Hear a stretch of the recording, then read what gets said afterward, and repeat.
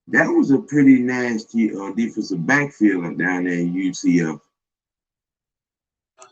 Yeah, it was. And Grant to me, I talked about Mooring a lot, but with Grant, he is he's high. He has a high football IQ.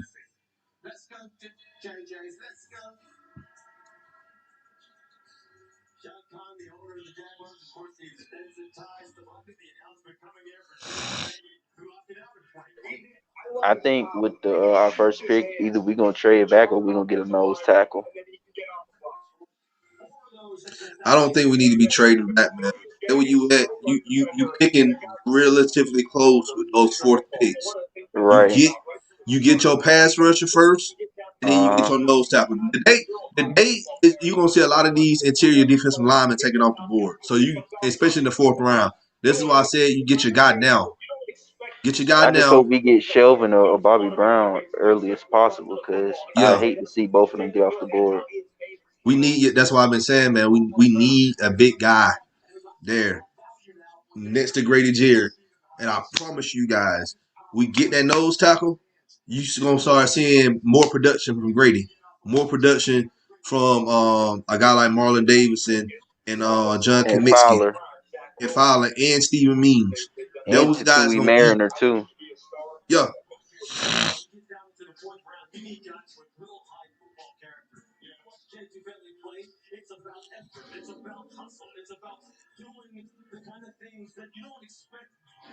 and Jacksonville having a good draft so far. They got Andre Cisco. I like Cisco. Yeah, that was a good pick for Jacksonville. Jacksonville been making some good picks. I'm not gonna lie. Yeah, they are. I'm just ready to see these boys in Dean Pease system, man. Right. Having a real coach. Jet selected Michael Carter. People don't they seem to dismiss what kind of impact real coaching has on any amount of talent. Like Bill Belichick said, you can't. Good players can't overcome bad coaching. Right. I mean, You can't. That's the thing. You can't escape bad coaching. And players, they can be elevated and develop under good coaching. Michael Carter went to the Jets. Oh, sorry, King. We ain't getting Carter. Oh no, this oh yeah, that ain't running back from North Carolina. That's cornerback.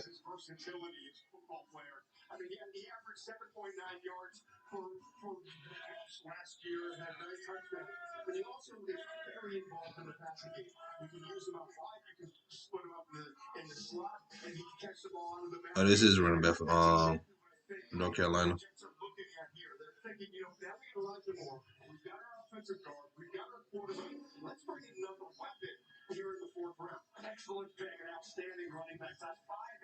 Oh, we picking right now.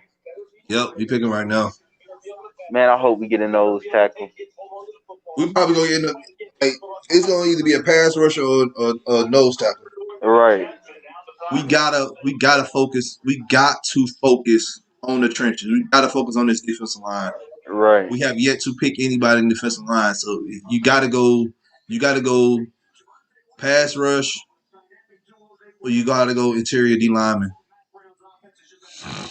I like how they keep putting quarterback as a need. We may look. I won't be surprised. We may Jamie end up Newman. picking a quarterback. We may not right now, but you can get a guy like Brady White from Memphis.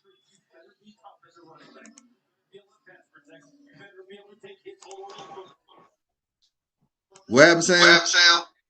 I was just the fact that they keep putting quarterback as the need, on our chart. I mean, these motherfuckers keep pushing this quarterback narrative. I mean, from these stupid ass fans to just the media in general. Darren Hall.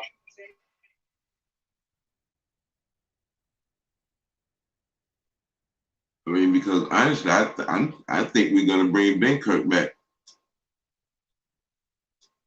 That could be it. Hold on, the pictures in.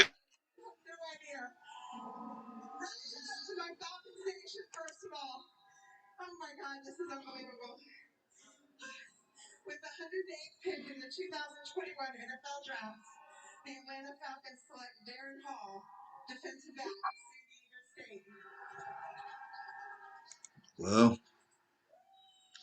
we picking the DB again. Well,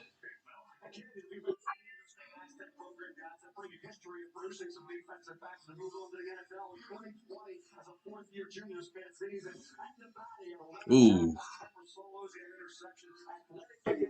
I ain't mad at that pick. I ain't mad. yeah, like you can't be. I'm looking at what he can do.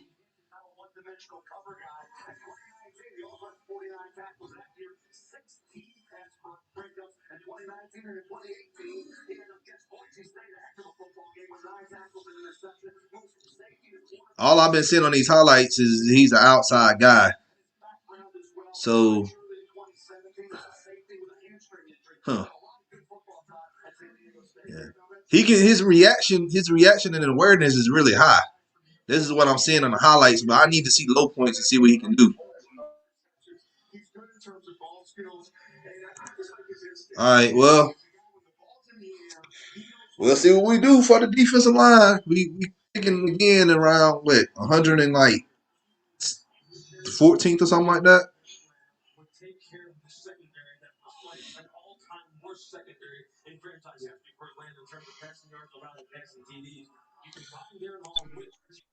Sam, what's your thoughts? You know, who was the kid? We got Darren Hall from San Diego State.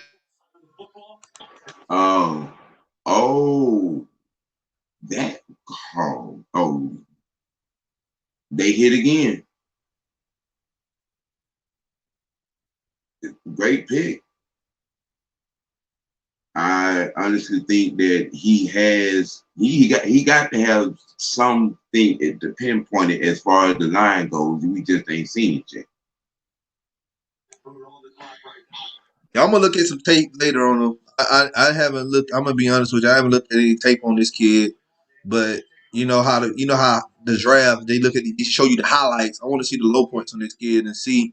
But for what I've saw from just looking at these highlights, it like he has great awareness of the ball. Yes, great awareness. Yep. So, but I want to see how he can play against like how he can cover. I want to see if San Diego State like far as what I've seen in these highlights, it's like they was running zone. But I want to see how he do it, man.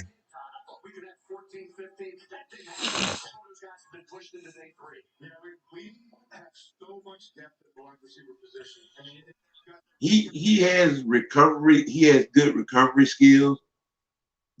San Diego State played some zone, but they kind of ran both man and zone. And they had those kind of guys in their defensive backfield. But how you're gonna like what you find from him being in bad position and you know what I'm saying, and recovering. Because he has good recovery awareness, and he's never out of the play.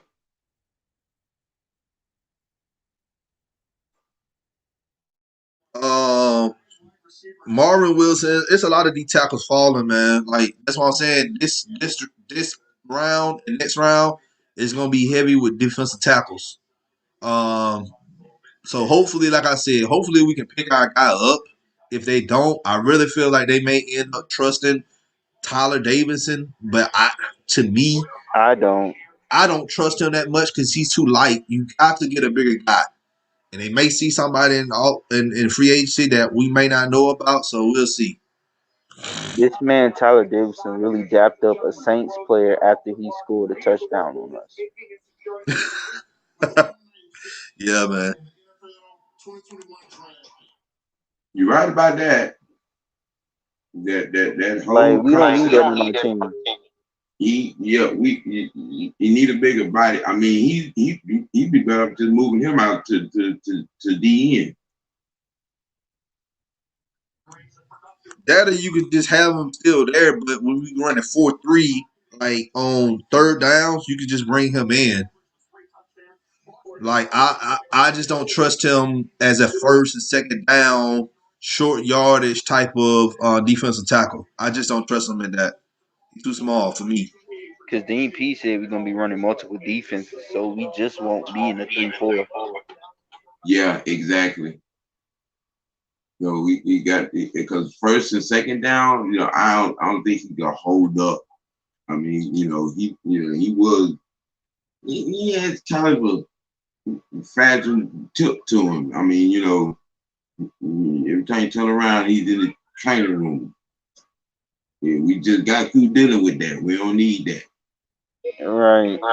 I just hope Dean Sanat and Project Olsen get a fair chance. Yeah. Yeah. Because look, what was that other cornerback? Arthur uses everything in the kitchen drawer, everything in the sink, everything in the refrigerator, in the cabinet. He uses it all. So if you're on his squad, trust me, you finna do work. And if you can't do work, you up out of there. But the thing is, we just wasted a pick. Demetrius wasted a pick on Jordan Miller. That was the cornerback. We didn't even see anything from him other than a few games in 2019. Well, we gonna sleep. Cause these boys coming to work.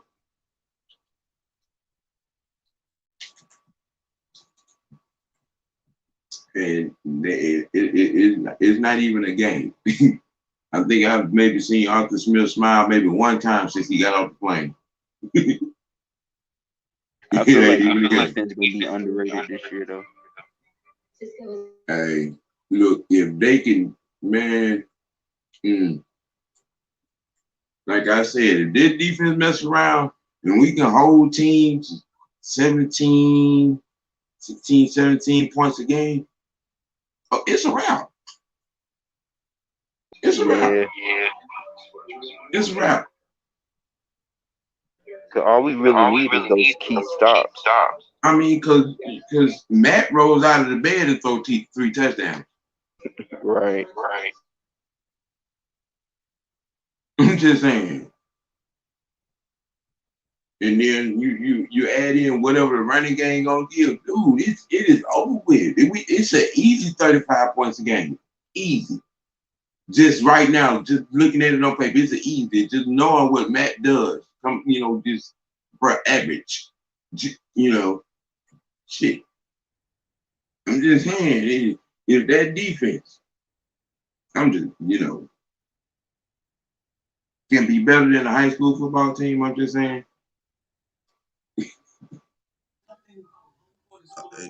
Yeah, I agree with you, Trinity. The Browns are doing good. They just got the defensive tackle from Louisville. Hey Don, what do you think about TJ Vasher and Simi Fehoko, the wide receiver from Stanford? I think he'd be all right. That's the thing, man. I'm not if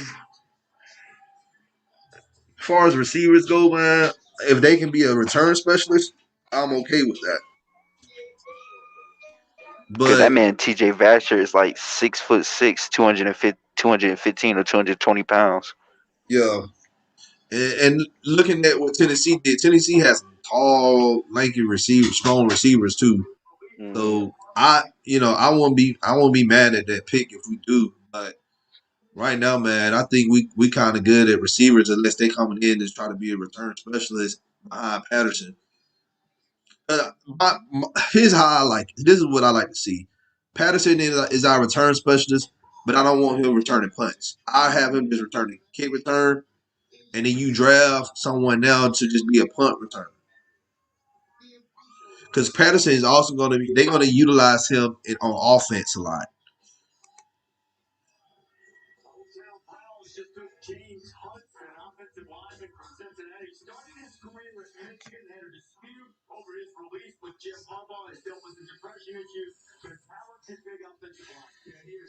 The Browns gonna be a problem next season, bro. I say Louisville. Louisville. I'm in Cincinnati. Oh, you think Cincinnati gonna make a big leap? I don't know, man. That AFC North is you got Baltimore. I think Cleveland will end up winning the North this year. I really feel like they are. Yeah. Like it's gonna be neck and neck between them and Baltimore, but I really feel like Cleveland offensively is a better team, and they've been doing better on defense too. Just look at that defensive line now. Then they added doggone dang, I forgot to do the name. Man, I forgot his name. Dude that used to play for the Texans. Clowney. David Clowney. Yeah.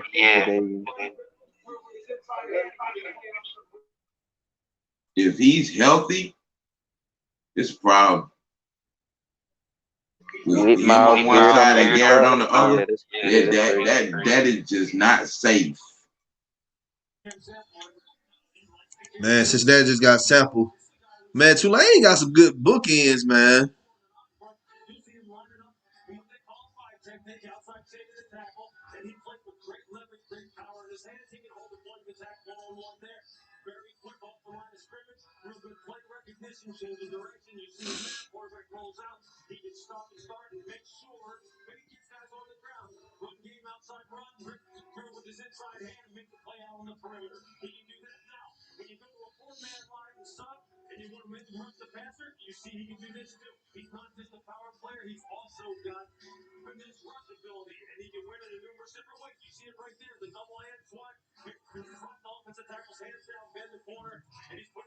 Don, who took that Yeah. linebacker from Notre Dame, Jeremiah? Did Detroit take him? Hold on. Let me see.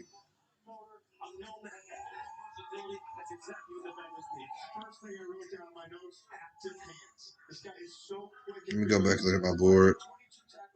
He was taken in the second round. I know. Bills having a good draft too. Cleveland did. Y'all I said Cleveland. Wow. Yeah, Cleveland is doing the doggone thing, man. What's good, Ayers?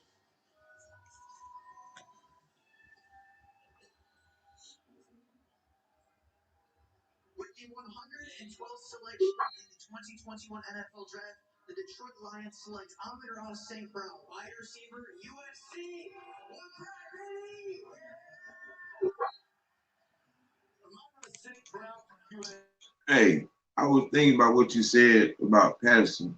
I mean, the receiver room, as deep as it is, one of them other young guys with all that speed could get back there at punt return instead of us drafting another receiver. Don't you think? I agree with you on that. Like I was saying, I'm not really too high on the receiver unless they want to draft someone else. Draft somebody that's also going to be a return specialist as well. Because Patterson, like, I don't know his contract. Is he on a 1-year deal or a 2-year deal? I think it's a 2. I can't say for sure, but I think it's a 2. I want to remember them saying it was a 2. Yeah, so it's a 2-year deal that pretty much you can have out for him after the end of the season. Now, I say if you want to draft a return specialist now, and then you can have him walk. But he's the best. I ain't gonna lie, Patterson's the best return specialist in the NFL right now. So, if we can get him back on a cheaper deal, that'd be cool. But if not, you have somebody there in the waiting to keep.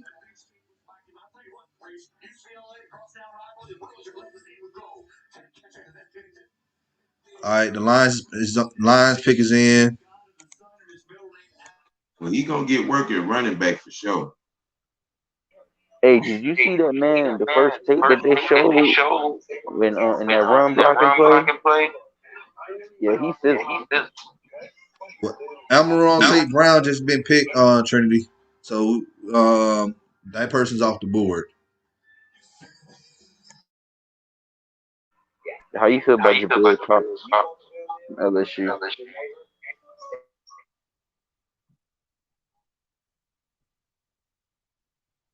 Hey, has anybody nobody's from Indiana or Wisconsin come off the board at it?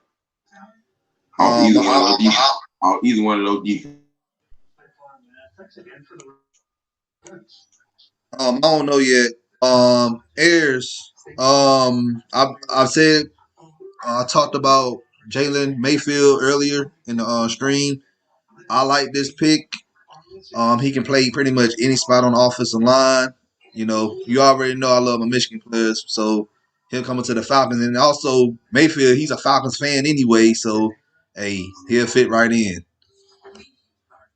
But I think he'll be starting. He'll be our starting left guard. I say by week 6 or week 7. Could be earlier than that. It all depends on how he does well in camp and preseason, and you know we may end up throwing him in the game a few snaps early in the season to see how he does. So, Hey Don, how you feel about Jabril Cox from LSU, the linebacker?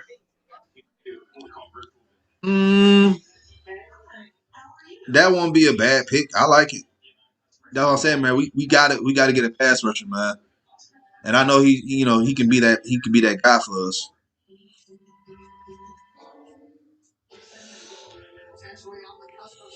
But I like Patrick Johnson. As far as when we talk about pass rusher, What college he played at? Tulane. That's why I said Tulane got some good bookends.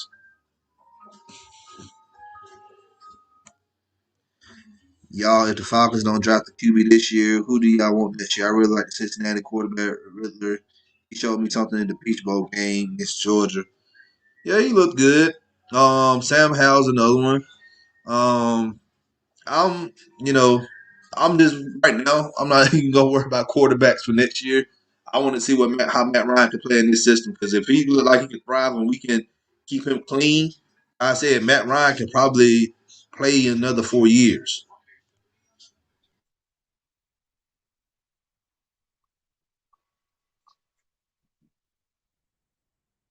Yup, exactly. A quarterback right now is not even a thought. I mean, because Smith's system and his play calling is going to give Matt some longevity and some time because his running game is going to be the X factor.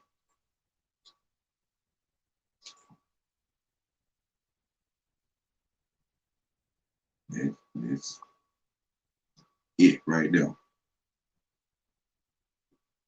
I know how we can protect that running game that Smith can produce with his play calling. And looking at the running back room right now, it's obvious.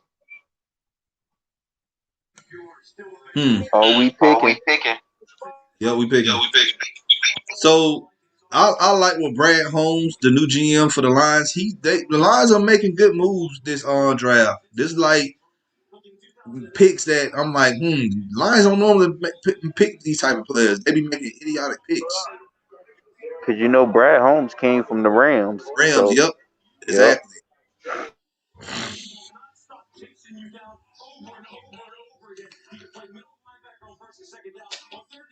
I think we going nose tackle. We Come on, got to get Falcons. Let's get this defensive line. Let's go. Please don't pick them. Please don't pick no receiver right here. The pick is in, you guys.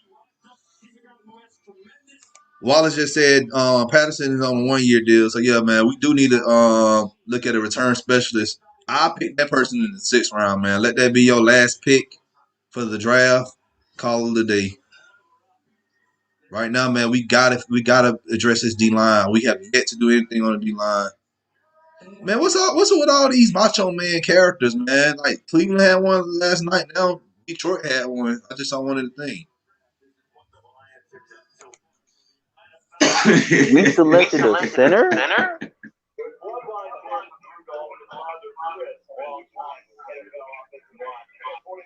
That don't look good for Matt Hennessy. Telling me to pick early, man. My my fault. TV slow. My fault.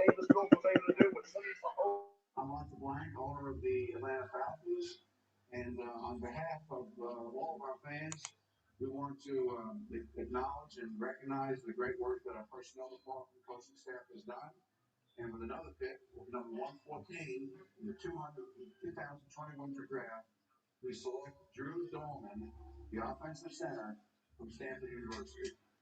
Okay. Dolman is good. He a good center. This don't look good for Hennessy.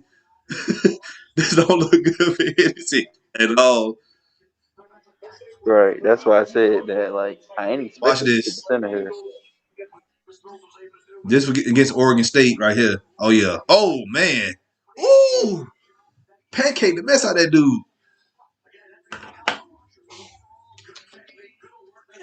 Oh yeah, he don't stop neither, man.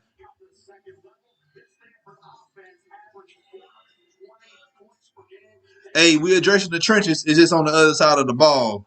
And you got to think about it, man. Matt Ryan been hit so many times. And look at it. Oh man, look at how he opening the hole right there. Right. He a problem.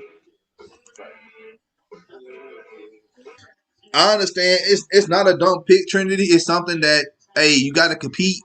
You can never have enough offensive linemen. You just can't. If you look at the stats and you looked at how many times Matt Ryan has been hit, you look at how we fail to open up holes for the running backs. Like this pick is to me it makes sense. It's not what we wanted. We still addressing needs though. What's your thoughts on this, Sam? It fits. You know what I'm saying? And with who it is, you can't complain about it. I mean, you know what I'm saying? At this point, we don't have time to wait for Hennessy to get it together. This kid got it together.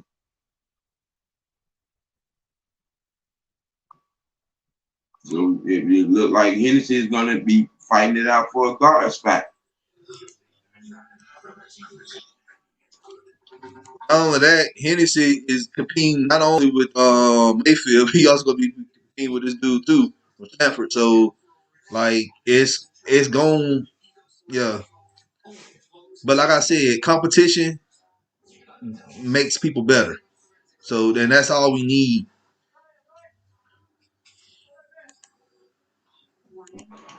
Yup. I mean, it's not like we finna get kicked out the back door or anything. I mean, Hennessy is still gonna be a player on that line. You know, whether it be in rotation or whether it be in one of the guard spots. It's just gonna be competition for that position now. Yup. For both of them. And we need, like I said, man, we need competition, man. Like ain't nobody entitled to just start out the jump. Everybody gonna compete, and the best player gonna play. That's how it needs to be. But I'm gonna tell you one thing: if Tyler Shevin's taken, bro, I'm throwing my whole computer outside in the street. If he don't get picked up by the Falcons, I'm throwing his computer out of the street. But that's my boy. I don't know yet. I gotta look at the boards.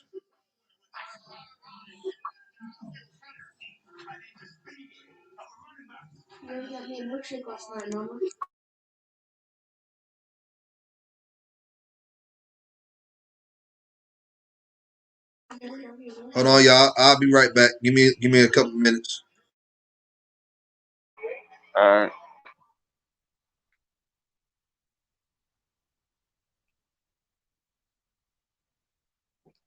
Yeah.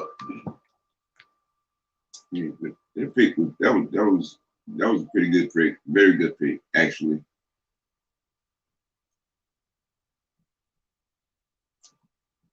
I mean, as long as we address the trenches, I ain't tripping. Right, exactly. You know what I'm saying? And I mean, it actually stabilizes that position. Honestly, if you ask me. Now I don't think about it, it's actually smart because worst case scenario, if Hennessy gets injured, you could plug, the other Yep. center in.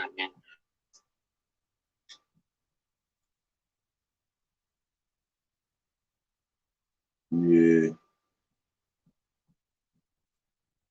I think at this point, definitely the next couple of picks are definitely going to be on the D side of the line. Yeah, it's got to be.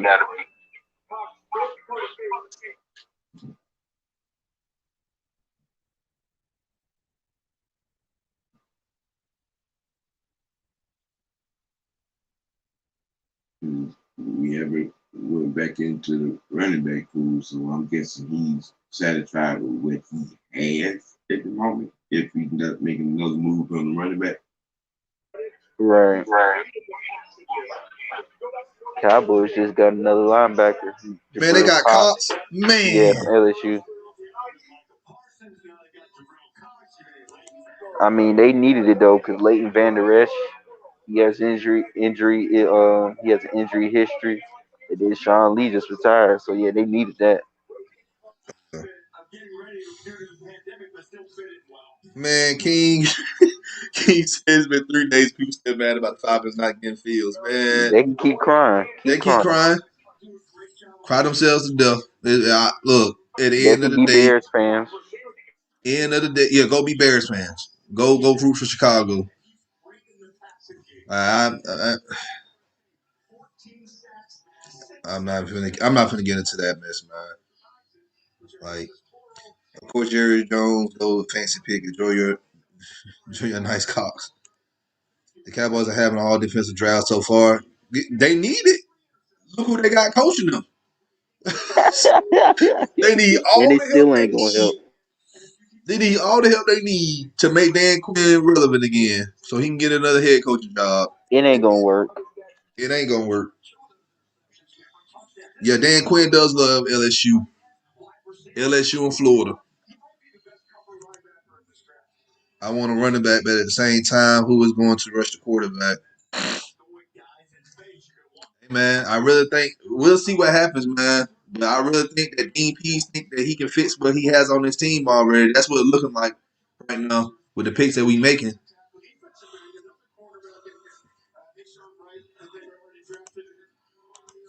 Hey, if Dan Quinn has a top 15 defense, I'm going to be pissed. I'm not. I'm not because we know the Cowboys ain't gonna go no Super Bowl. So And then you gotta look at it too. If you establish the trenches, you don't even really need a great running back.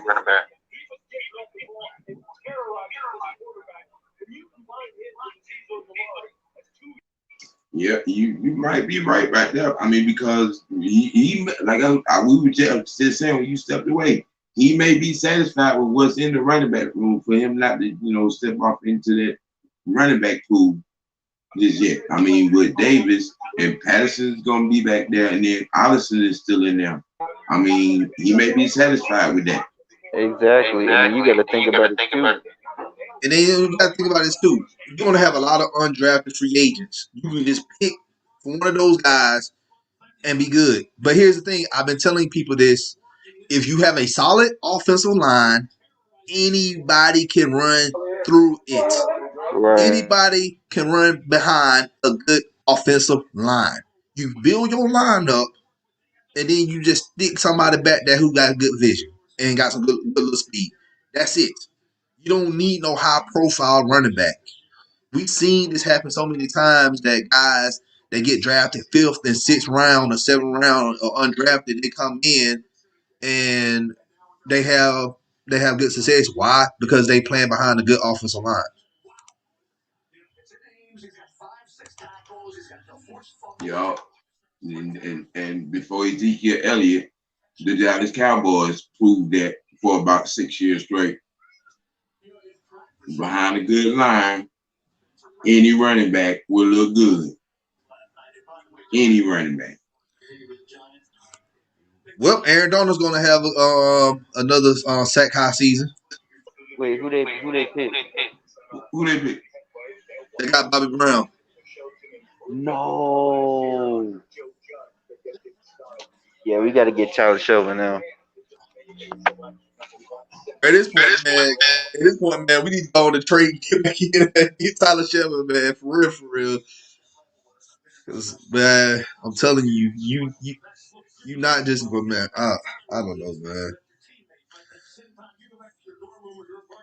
Oh, there go Lewis Riddick.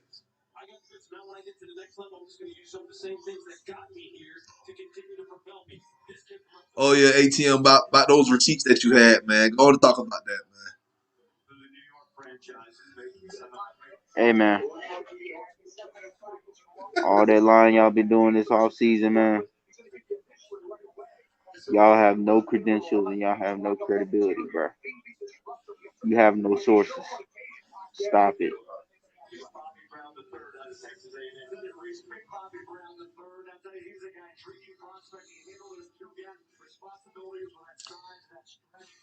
Thing is, man, see, this is what we do. We sit here, man. We watch film. We look at Yeah, I was everything. gonna say some names, but I ain't gonna give them no clout though. People don't deserve clout these days, man. We over here working. We gonna continue to stay over here and do what we need to do, man.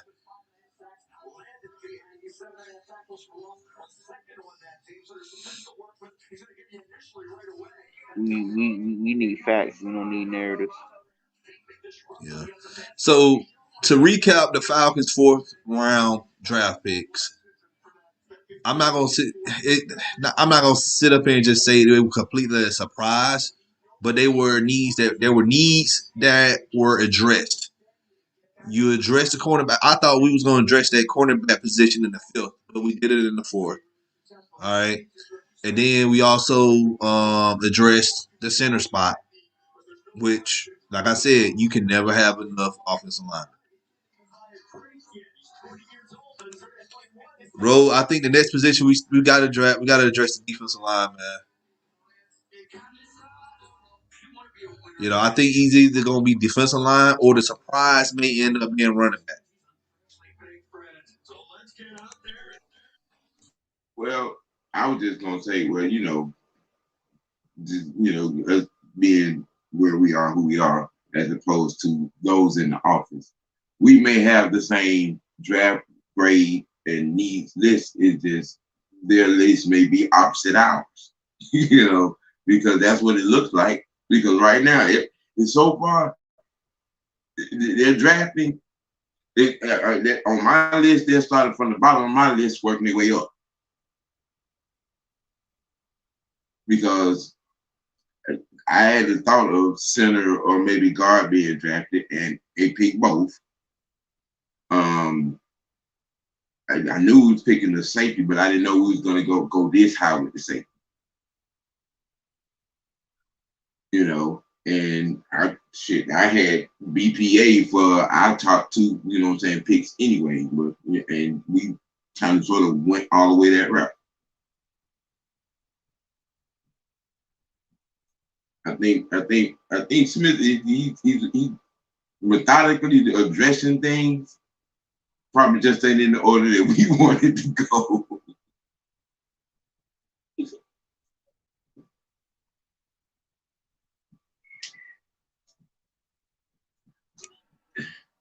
We just got to see, man, what's going to happen, man. And as far as running back, who's left on the board? Best running back right now. I ain't got my board. Chuba Herbert.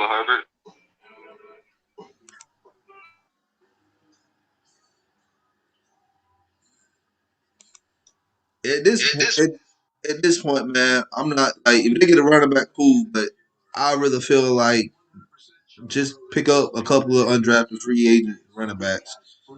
Like we have 4 picks left.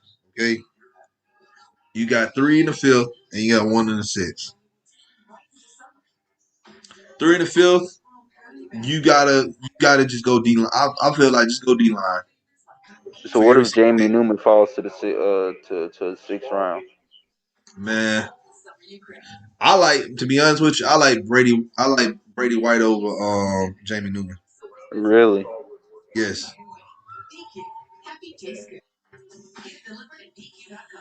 just like I said, I looked at the tape on Brady White.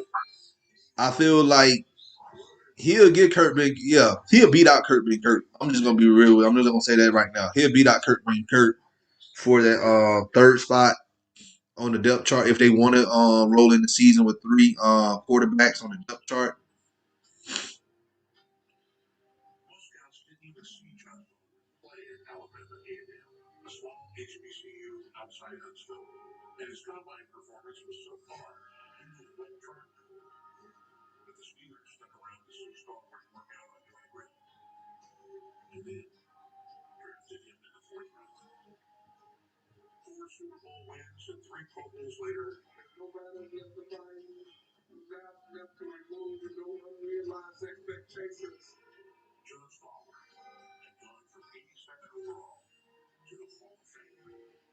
Is Jonathan Cooper still on the board from Ohio State?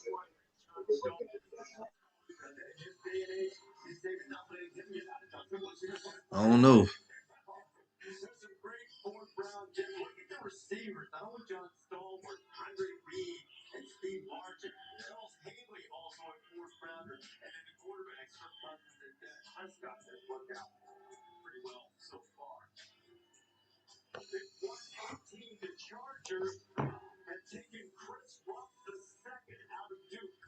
Yeah, I just looked it up. He's still on the board. Okay. Chris Rump, Duke. So both Duke edge rushers now gone.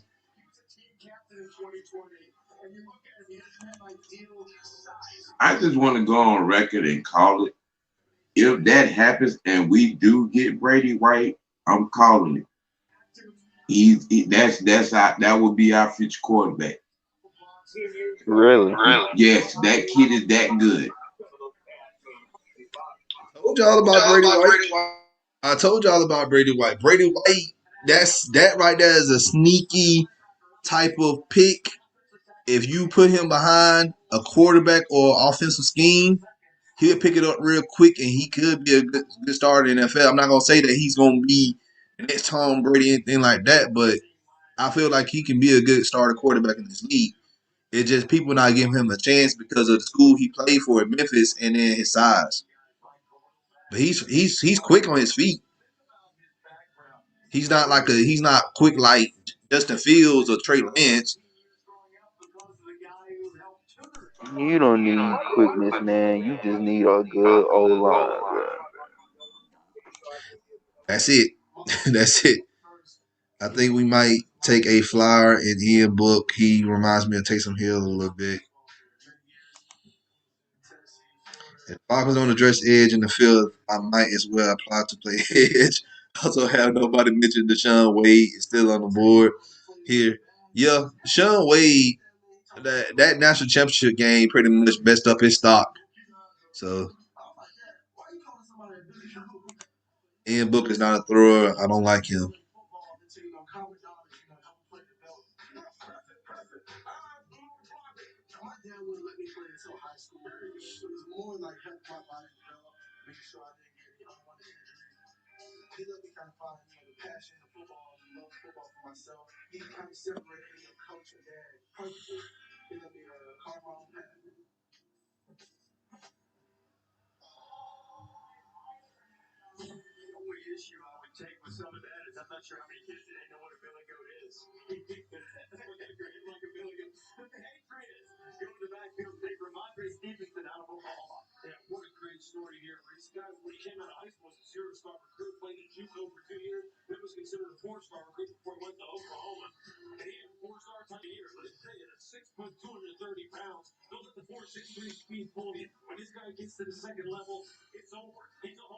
What's our next pick?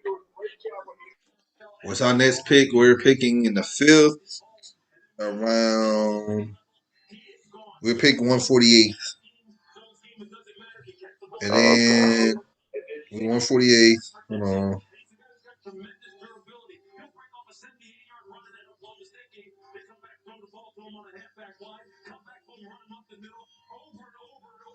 And then we got 2 comp picks towards the end of the 5th. 182 and 183. So pretty much those are like 6-round picks. 2 6-round picks.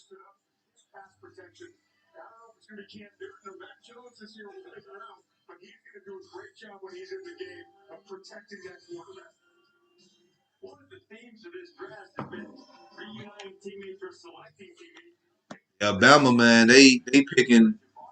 Not Bama, Patriots. They picking Bama players and Oklahoma players. Yeah, the Patriots love Alabama. Yep. I mean, I understand Sean Wade had a bad natty performance, but guess who else had a? We know AJ Terrell did. Like we just picked a corner. I'm not going corner again. Like unless it's a safety. We have too many corners already on the squad. You got Terrell. You got we picked up 2 this offseason, and then you still got Isaiah Oliver and Kendall Sheffield.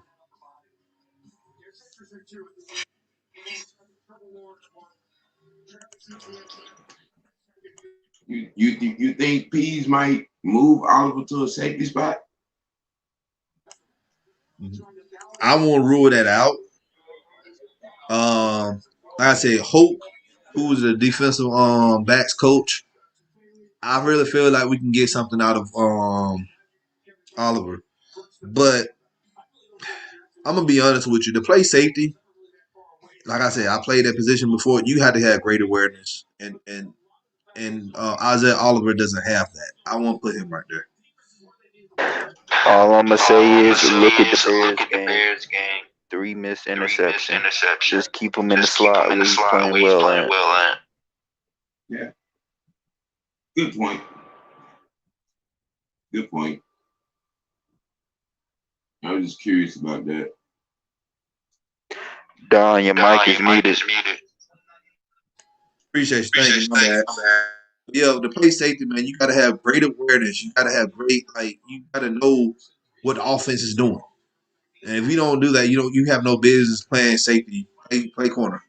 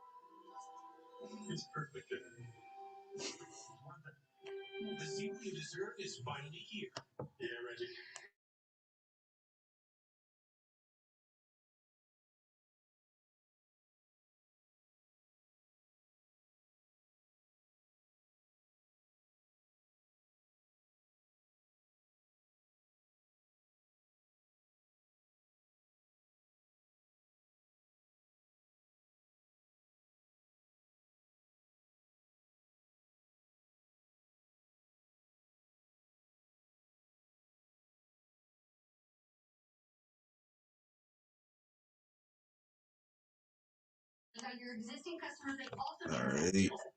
Washington pick is in.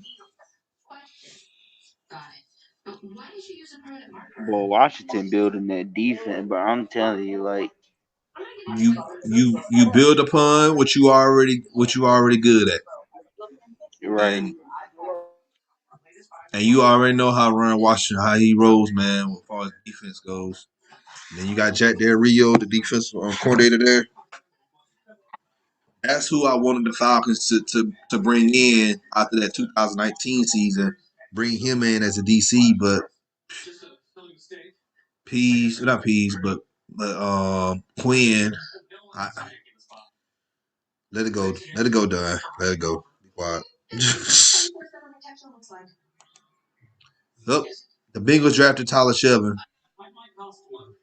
Wow.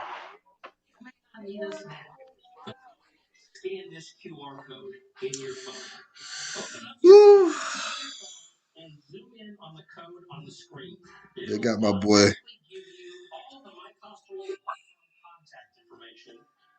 They got my boy.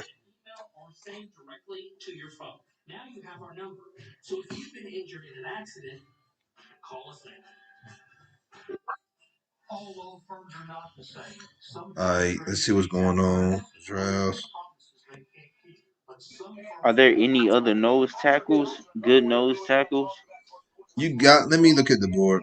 Let me see. I gotta look and see who's still left.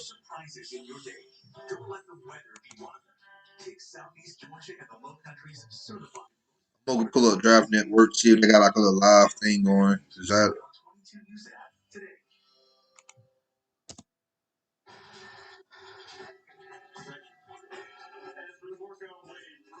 Let's see.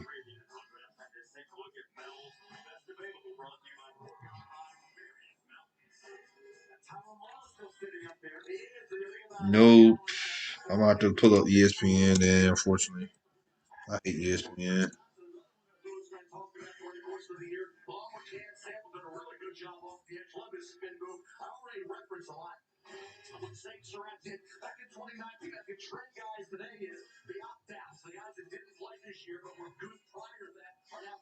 Round by round breakdown. Let's see best players available.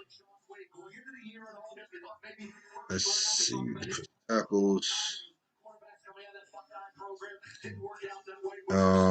You got Davion Nixon. He's still available. You got Marvin Washington from Florida State.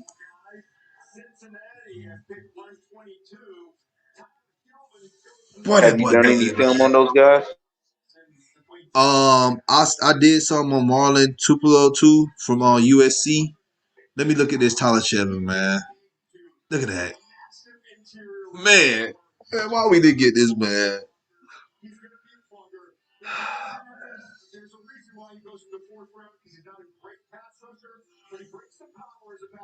Look at this against Georgia.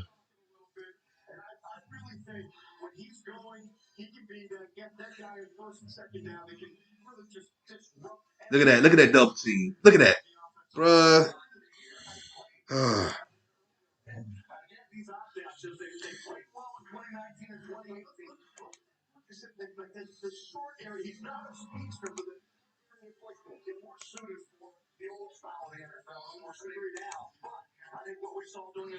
Jonathan Marshall is another good defensive tackle that we could probably pick up from Arkansas. I did tape on him. He looks good. Another guy, Kentucky, Quentin Bohanna. He's big. He's a big guy too. So right now, I will look at Marlon Tuputulu, and I know I said Jonathan Marshall, but I like Quentin Bohanna over Marshall. So those are your best nose tackles that you can draft right now.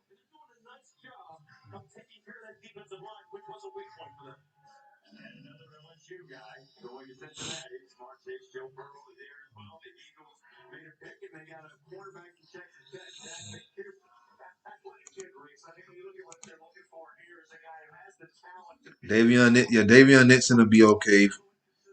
Yeah, he's more of a 3 tech guy. Panthers got Chuba.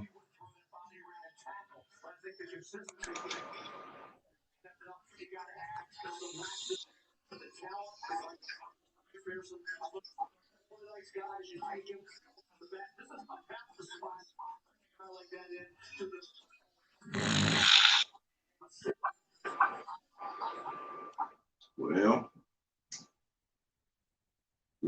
looking like it's gonna be the D line. It'll be one of those guys, and probably a running back at this point.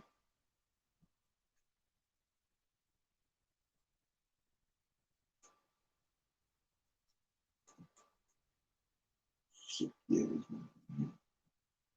boy. Who's picking now? Colts are picking right now.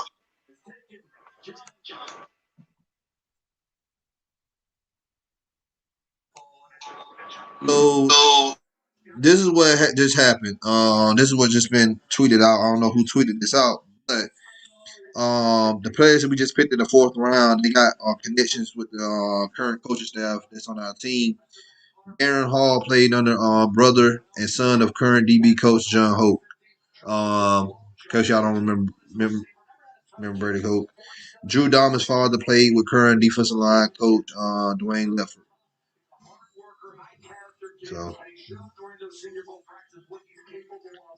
So these are guys they pretty much been eyeing for the most part.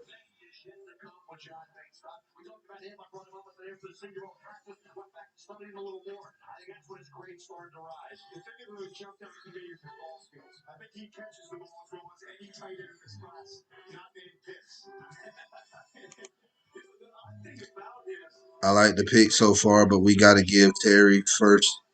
Give Terry first chance. I really like Quadra. I think he will do good things in the system. I think so too, Trinity. Like we still got Quadra. We really don't know what we have in this kid. Let's see what we can do with him. I love the draft so far. We got to give Terry a chance. This is first draft. I agree with you on that.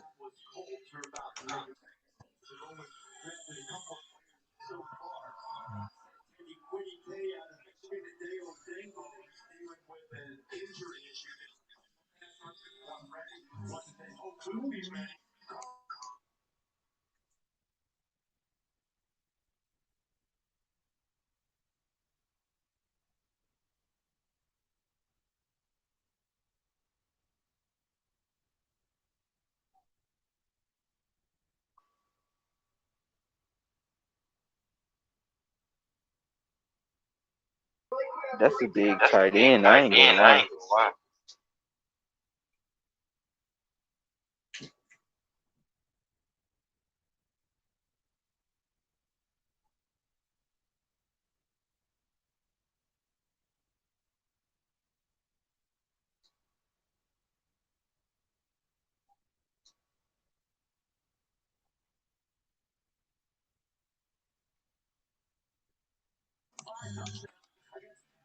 This Granson kid, he's like top 5 tight end in this draft. Really? Mm-hmm.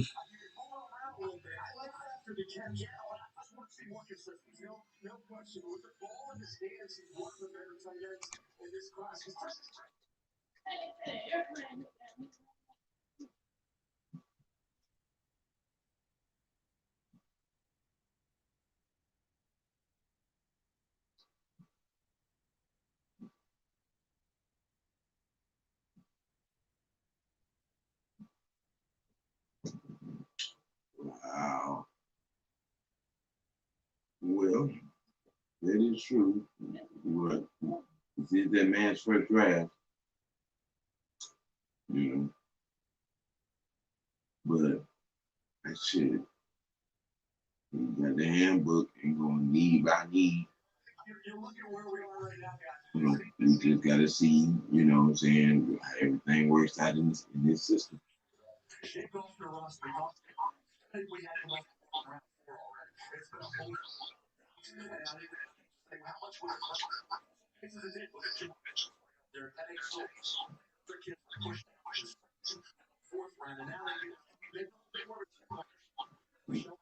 What we can do.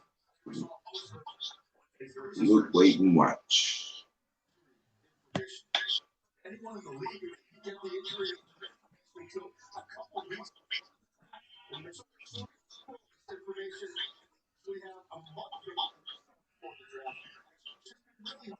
And then there's still that possibility.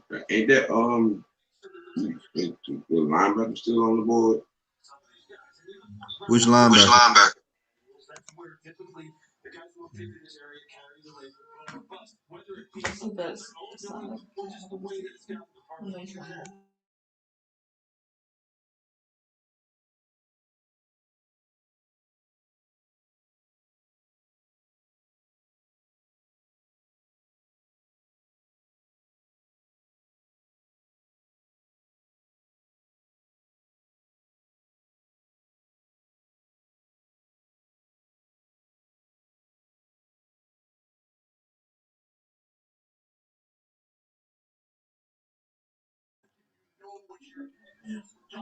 Would you just say?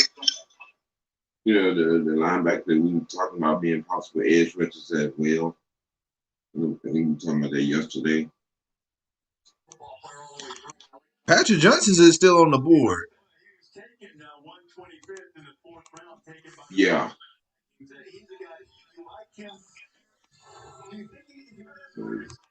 Like I hope we can get a decent pass rusher that we can develop. Yeah. We really need that nose tackle though. Yeah. We need both. Getting both would be, magic.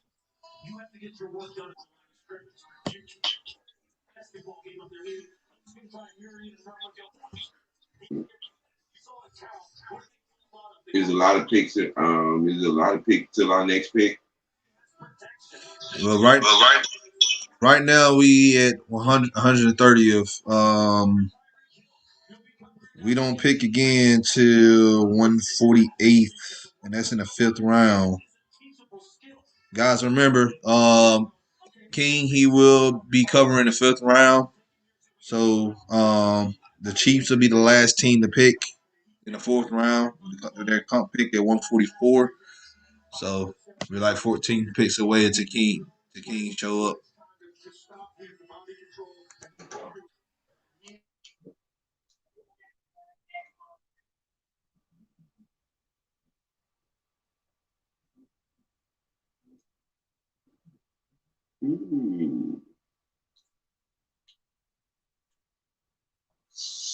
So I ain't gonna lie though. I think Hayden Hurst is gonna go off this season because Julio and Pittman get so much attention. It's gonna leave Hurst open. Yup. You're right about that. Hurst and Gage are going to benefit the most from this lineup. Mm-hmm.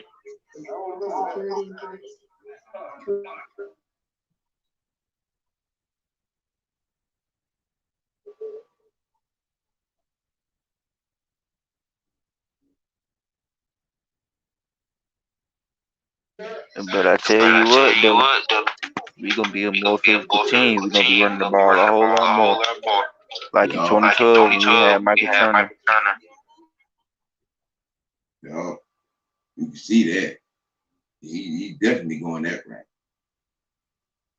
I think that's also part of the reason what made him pick go. They made us go center. Look, the two linemen that we just drafted, these are some nasty guys. I'm talking about like snot nose, stanky, like bruised up, meat teeth missing. Like these are nasty guys that we got on our offensive line. This is what we need. I'm talking about these dudes look like they ain't took no showers in like 3 or 4 days. Type of guys. That's what we need. Yeah, we gotta be more physical, man. We got to be more physical and nasty. I'm tired of these pretty looking guys on the line. No, lineman, you supposed to be nasty.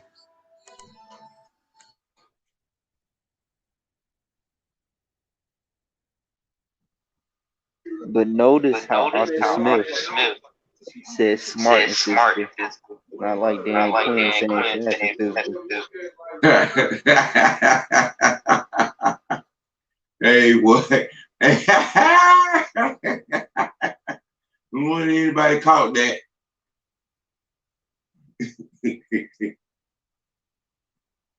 Hell no.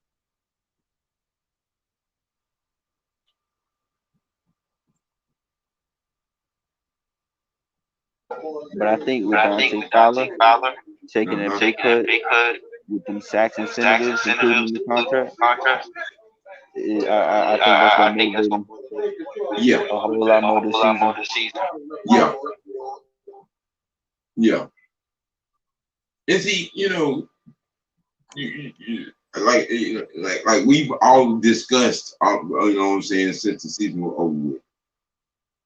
when you have a real coaching staff. The upgrade in the performance, the effort, the play, the execution is going to be automatically seen. You know what I'm saying? It's going to be automatically seen. I mean, when you have tactical, surgical, common sense play calling at play, which is Arthur Smith. Right. And D&D, it's going to be different.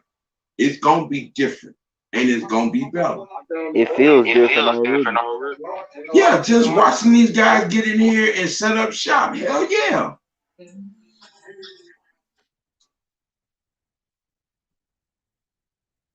I mean, people with the same old mindset, you know what I'm saying, with the same old complaints and shit, instead of paying attention to what's going on. From the time these guys stepped off the plane, they have been about the business of football and said, man, look, okay, y'all keep wearing them blindfolds and just talking stupid. You can go right ahead. And that's what I like, man. I was saying, like, I've been into the past training camps when Dan Quinn was here. Man, I swear, like, it felt like it was a club outside. For real. And I'm telling you, I don't know if you've been ATM, but I've been in 15 when he first got there. I went 16 and I went 2019. I missed 18. But I'm telling you, it felt like a club atmosphere out there. Like, we need to get back to the days of, like, when you come in the building and we doing weight training, ain't no music playing. I don't think we need to be hearing it clicking and clacking on the weights. Right. And when we doing drills and stuff outside, ain't no music playing. Like, y'all need to be doing what y'all need to do. Pay attention to the coaches. Run your drills the right way. Scrimmage time come, man. It's scrimmage and practice should be harder than the game. It should be harder than the game. Practice should always be harder than the actual game. And I feel like every time I see the Falcons scrimmage or whatever, it looked like they were just going through the motions, man. Easy stuff. You play how you practice.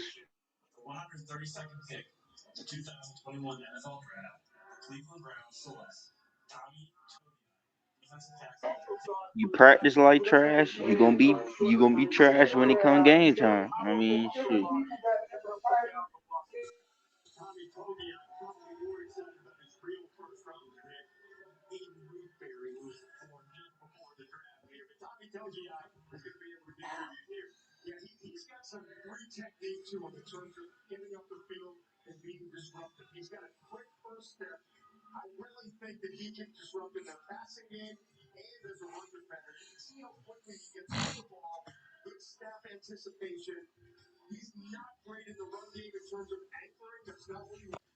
Browns just keep stacking up that D line. Man, we need that nose, bro. Cause I mean, if Deidre's gonna be our nose, then okay, I wouldn't be mad at that because he does deserve a fair shot. But we need a big nasty nose tackle, man. Yep. Saints on the clock right now.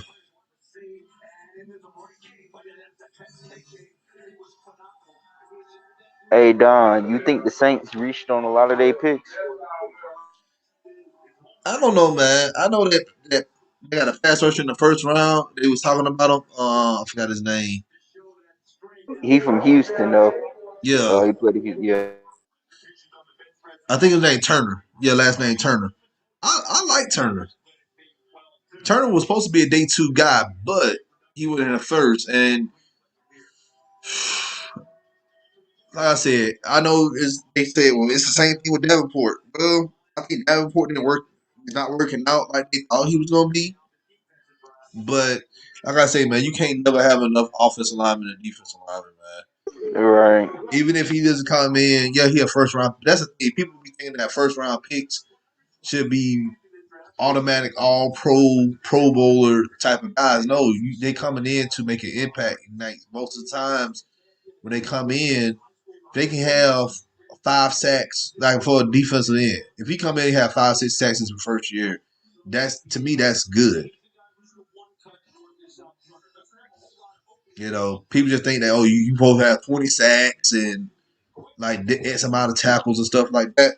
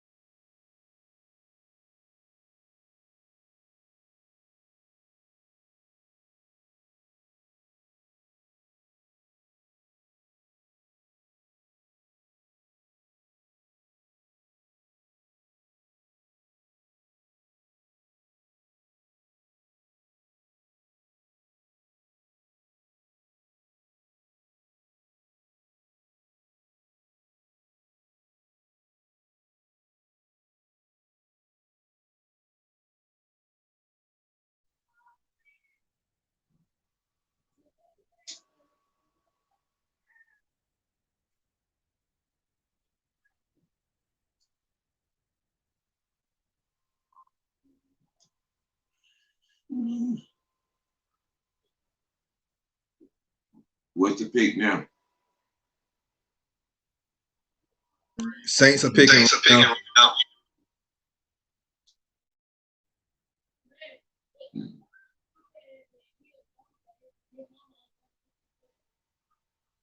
Didn't they pick a quarterback? I don't know.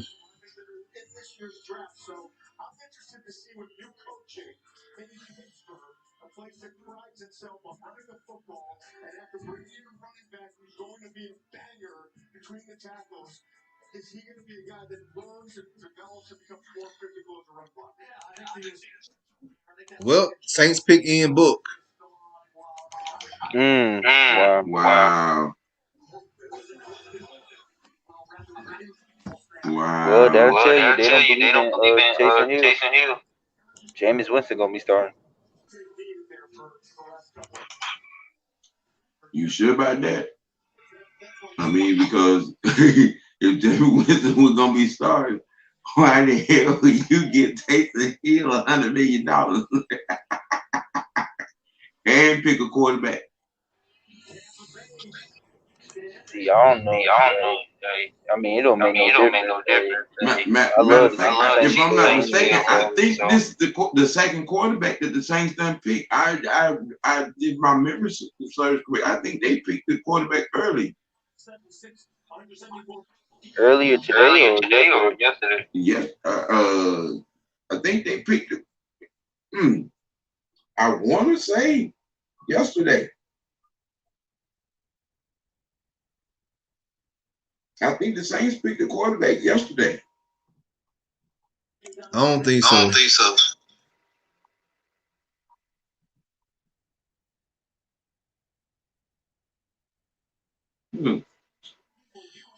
I ain't gonna lie to y'all. Tampa Bay just picked this guy, this receiver from North Texas. This boy is, oh man, this boy is good.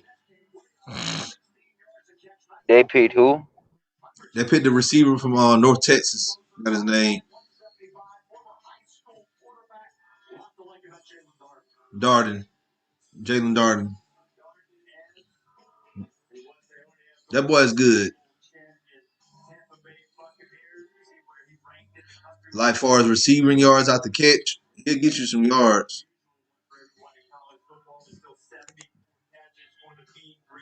Oh man, AJ, bro, why you say that? Talking about Saints drafting Catholic QBs.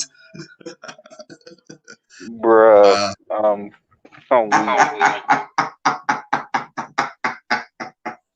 Hey, hey, oh, hey, Especially with that church scandal.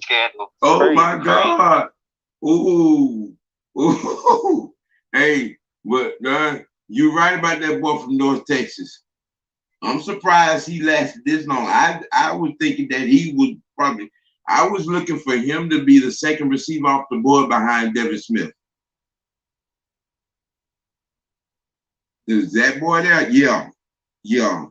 Now he's the diamond in the rough in this draft. Straight up, real talk. That kid, North Texas, that receiver, yeah, yeah. I'm with you on that. I'm with you on that. And then just don't it really based on that. You hear these guys and they be, talking all this noise. And I'm like, you guys don't watch games? You don't watch games? To make some of the asinine evaluations that you make about players, or not knowing who this person or that person is. All these college games, man, and all these kids, shit, that I hell. That's why AKA I've Mel always been able Kiper. to keep up with players and guys. I've been watching college football forever. Some of the Hall of Fame careers I've seen from college through pros.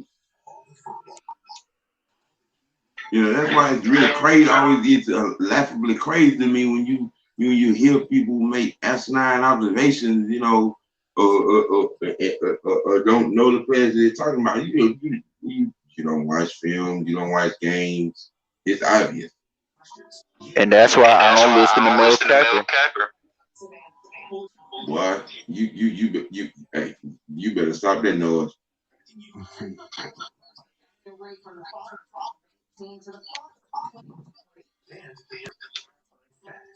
The man really said that Julio couldn't catch.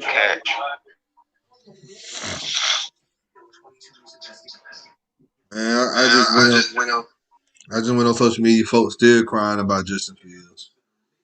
They can be Bears fans. Talking about see, Saints they drafting the quarterback. I'm like, bro, the Saints literally don't have a quarterback right now. Yeah, they got Winston. Yeah, they got whatchamacallit,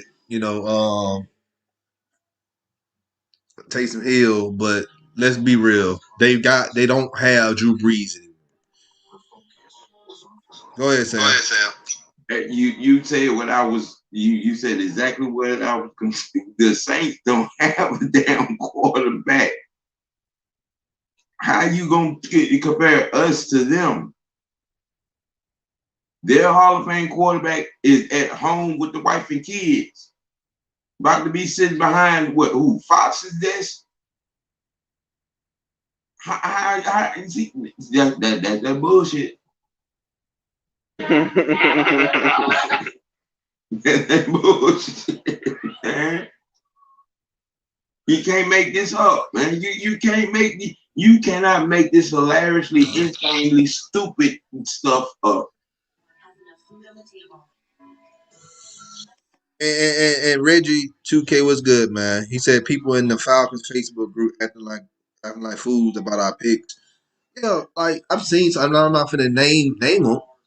But they get mad because we didn't draft a certain player, and then they go try to flip the script and say, "Oh, what about the defense and offensive line?" Y'all weren't talking about defense and offensive line these past few months. Y'all been talking about quarterback. But since you didn't get a quarterback, now y'all want to focus the attention on what the team needs. I trying to flip the script. No, man, that's the thing, man. I don't like how people don't keep that same energy, man.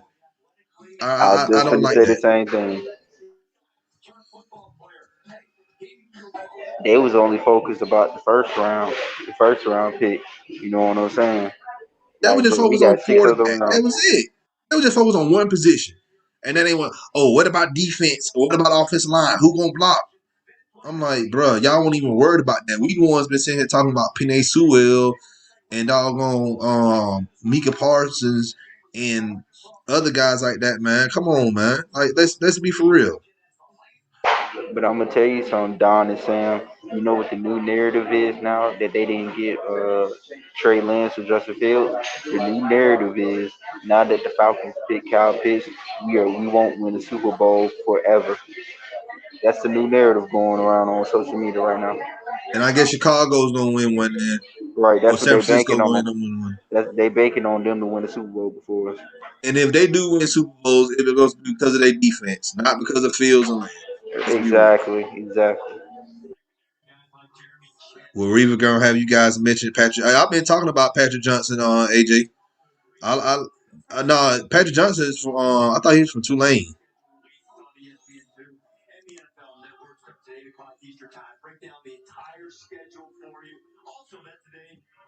Cardinals pick is in.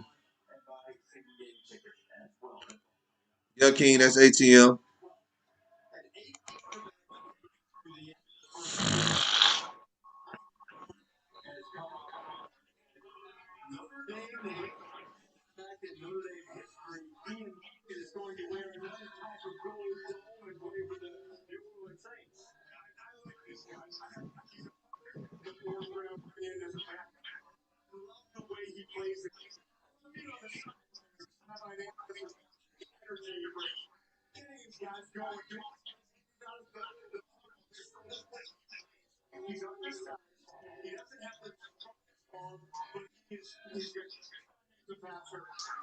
But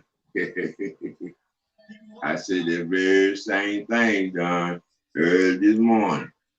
You know what I'm saying? Bro, some idiot with that post on social media about how's a tight end gonna help defense. I'm like, yeah. Now y'all want to talk about the rest of the team from for months and leading up to the draft, and now and now all of a sudden, I mean, y'all actually got y'all asses on your shoulder. And we picked the best player in the draft. The best. Let that sink in. Y'all mad, but rectum hurt. We picked the best player in the draft. See, I the mean, thing is, they keep pushing the narrative that we're rebuilding, and that's not what Mr. K, Arthur Blank, or Terry Fontenot said. They said they want a championship plan for today and tomorrow. these folks, man, they want to move the goalposts. You know what I'm saying? When you make the first down, they want to stretch the field out when you get to the goal line. You can't you can't have it both ways. Roll, we picking at 148. We're picking 148. So we got 11 more picks ahead of us right now.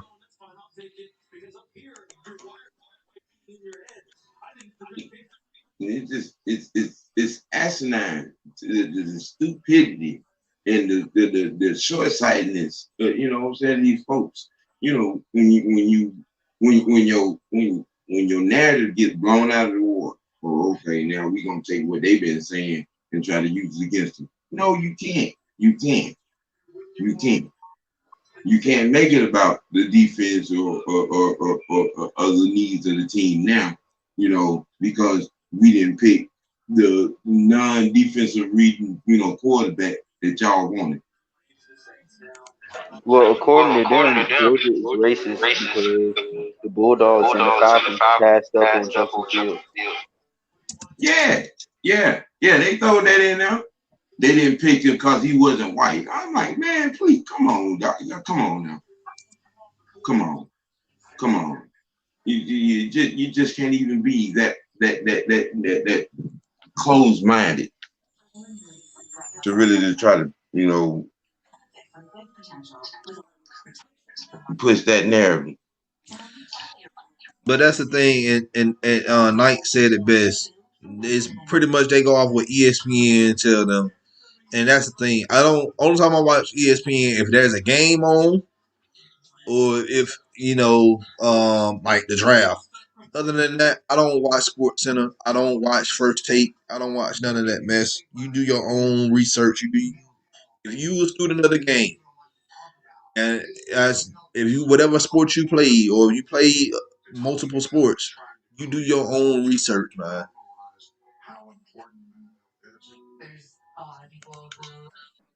That's what I'm saying. Like what I go on, I said all the time. I've seen a lot of football, a lot. I've seen a lot of Hall of Fame careers. I've seen a lot of Hall of Fame games. I've seen a lot of Hall of Fame moments. Okay, I have seen the best and the worst of this franchise in its history. And for these people to live and die and cry on the Vic experience and then turn around and want to holler, well, we want to settle for we good with selling for mediocrity. You know what I'm saying? Because we are firmly behind Matt Ryan and what he has done in his career here. Come on, dog. How hypocritical are you going to sound? How much more hypocritical are you going to sound? Y'all carry this torch for Vic, and Vic didn't get us to no Super Bowl. Exactly. And King, yeah, he right about that. Pitts is black, and that's a funny thing. Falcons, the Arthur Blank, he racist and all this other. I seen stuff like that, man. Like how this man racist, but this man then gave millions of dollars to like inner city programs and stuff like that, and supporting voter rights. Open up the Benz Stadium for a polling place, while other places in town didn't even really try to offer that. But y'all call this man a racist. I don't know if anybody remember when he bought the team, when Arthur bought the team, and he held that rally down there in Vine City, right there in front of the dome. And all those people that were there, all 99.9% black, and literally talked to people and asked them, what do we want? You know what I'm saying? What do we want for our team? What do you want the team to do? And people want to call this man racist. Remember, he bought the team. He lowered the prices. He put them colors. He put them Dirty Bird colors in that dome because that's what we want. And people want to call this man racist.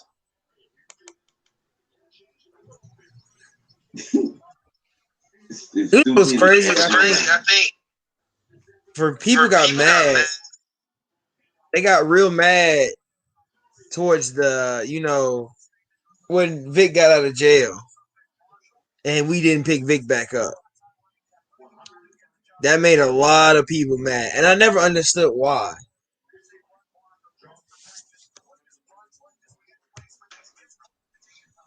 Because people did not understand the decision that Arthur Blank made. Okay, the conversation was made public, and the decision was made public. Arthur asked that man straight up, Mike, did you do it? Were you involved? Vic lied to that man straight to his face. Arthur gave that man his $116 million and told him to go take care of his business. Now, I wish you the best of luck. When you don't see the common sense in that, why would you expect this man to bring this man back after you done lied to him? I ain't trying to change the subject, but man, Dallas is looking good right now. They just picked Josh Ball. Josh Ball is a sneaky good offensive tackle. That boy is good. That boy, he remind me of he remind me of a lot like Lane Johnson up there in Philly. Oh wow. Yeah. Look at his tape.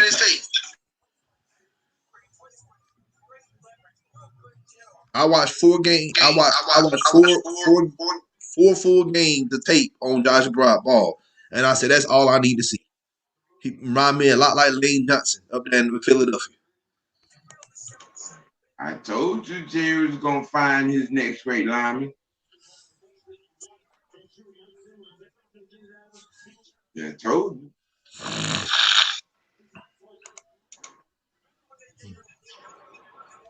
It's just another example.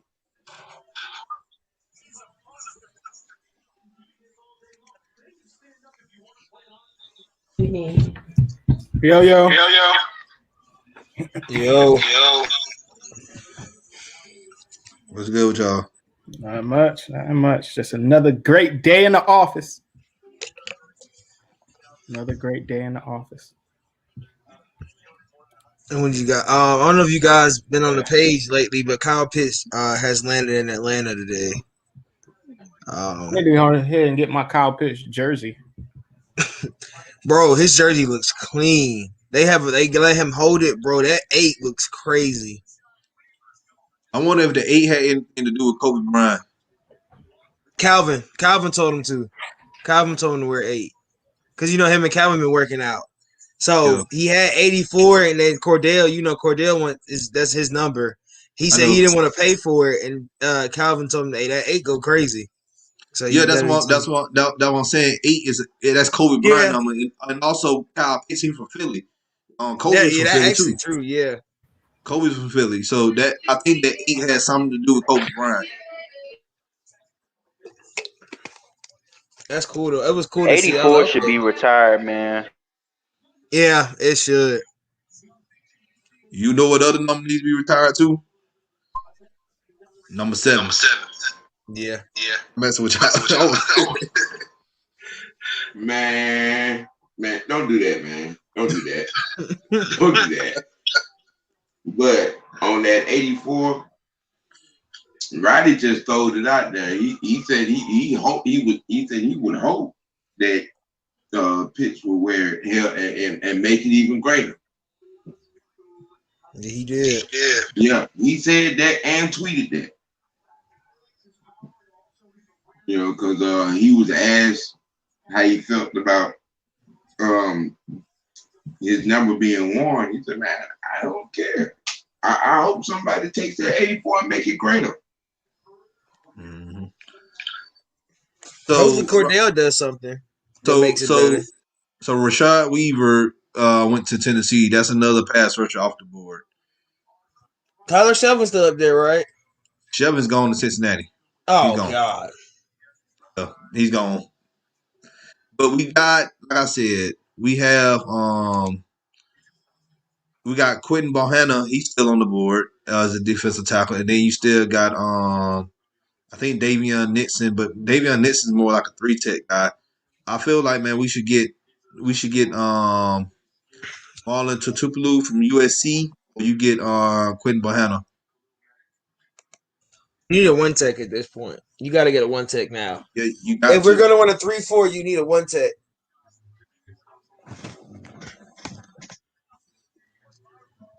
So what's the rest of the nose tackles available then? You got in my book, you got, let's see, Jonathan Marshall, Quentin Bohanna,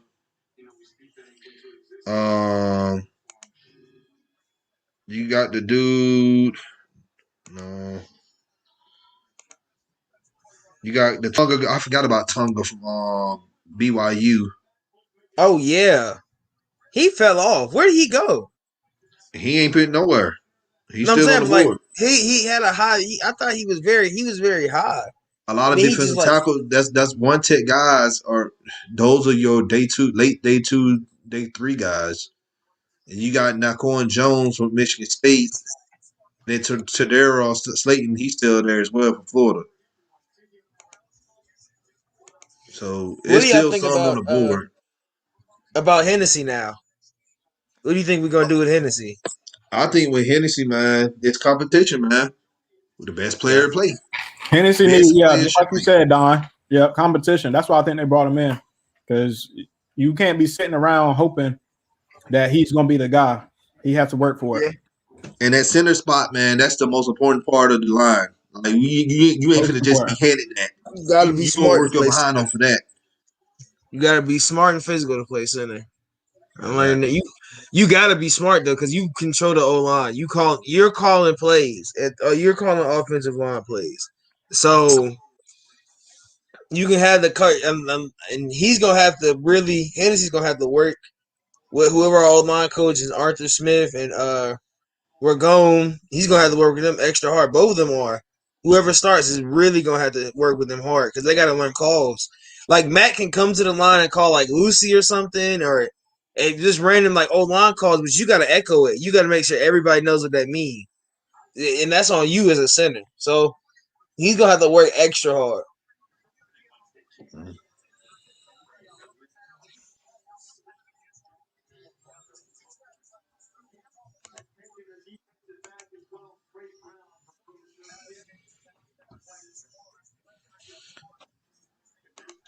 Go ahead, Sam. Well, I think that it's gonna be hard for Hennessy to beat this kid out because he's a pretty accomplished center. Not just, I mean, on top of being nasty and a mauler and just relentless. I mean, it's gonna be hard to beat that. Because you forget Hennessy, his original position is guard. I think it's a foregone conclusion that what we just drafted is going to be the starter. And he's going to be fighting with Mansfield for a guard spot. But I like the way they drafted because all the offensive linemen can play different positions on the offensive line. So you never know what happens. Somebody get injured. You can kind of plug and play these pieces for the offensive line. So that's always good that they're versatile in that situation. Yeah, we just added depth. Really, we added more depth than anything. We're gonna have to. I think we keep the guys for a little bit, just for a little bit, until next year, until we see what we like. But you're gonna have to have depth in O-line, especially if Arthur Smith. He's gonna want depth. I feel like that's what he wants at this point. He's gonna want some depth on that O-line. So he's an O-line guy. That's the thing, and like I said, I'm not shocked, and I've said this too. I wasn't shocked that we was gonna draft at least 2 linemen, offensive linemen in this draft. You got to think about it. Matt Ryan has been sacked a lot these past few seasons, and our run game has been absent, not just because of Dirk Cutter's play calling, but because we can't. It's hard to establish it sometimes, especially going up against teams that know how to stop the run. So you get these nasty guys that we just drafted, and Jalen Mayfield, and then the guy from Stanford. Like these guys are dominant in the run game. Ain't it crazy how Paris Ford, Darius Washington, and Hamza Nazirden are still on the board? That's crazy, yo. It is. Yeah. And like I said, we're gonna be playing. There's got to be something. Like we playing multiple defenses, so we could get another safety and play like three safety set. I sincerely believe that the 2 linemen that we just drafted are going to be starters. I just believe that. I really believe that. Me too. This is the depth thing that is solid. And like I said, Hennessy is not like we're gonna kick Hennessy out the door. He's a formidable lineman. He is a workable piece. But I think these 2 guys that we just drafted are going to be plug and play. All things considering. Matter of fact, I think at least 5 out of the 7 moves we've made, including the draft picks, these guys are going to be in and movable playing parts. I think, you know what I'm saying, they came in with a set plan. We're going to fill the holes, and we're going to call the plays. For Tom, we're going to run the ball, and we're going to maul some folks. That's his mindset. And if you're watching, and if you're looking, and if you're paying attention to the moves and how shit's lined up, it's obvious. It's obvious.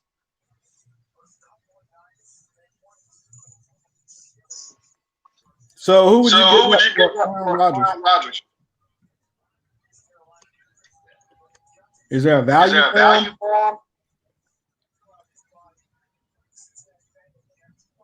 For Quadri Allison? Aaron Rodgers. Oh, Aaron Rodgers? Is I get a look. Hall of Famer. You get even if we swapping quarterbacks, you know Green Bay is gonna want they're gonna try to take advantage because he is a high back.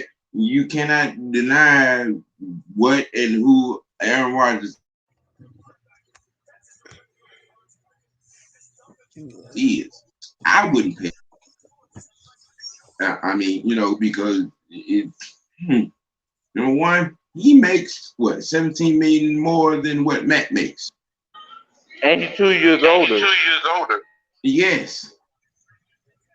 I mean, he still has the arm and he still has the IQ, but his insatiable appetite to get outside the pocket on some of the throws in this division gonna get him killed. You think so? I don't think so when it comes to this division. I think so. Think about something. Tom learned that lesson real quick last season. He adjusted his side-to-side movement instead of getting out kind of outside the pocket the way he was. After he got tapped a couple of times, he cut that shit out. People don't realize Matt Ryan only been injured for 3 games in his whole career. Aaron Rodgers has a litany list injury history. A criminal list of injuries. See, that's the thing that people don't appreciate and take for granted about Matt. Matt protects his damn self. Damn it, when he got to, he would do the Eli and drop down in a fetal position quick. That's called making an executive decision.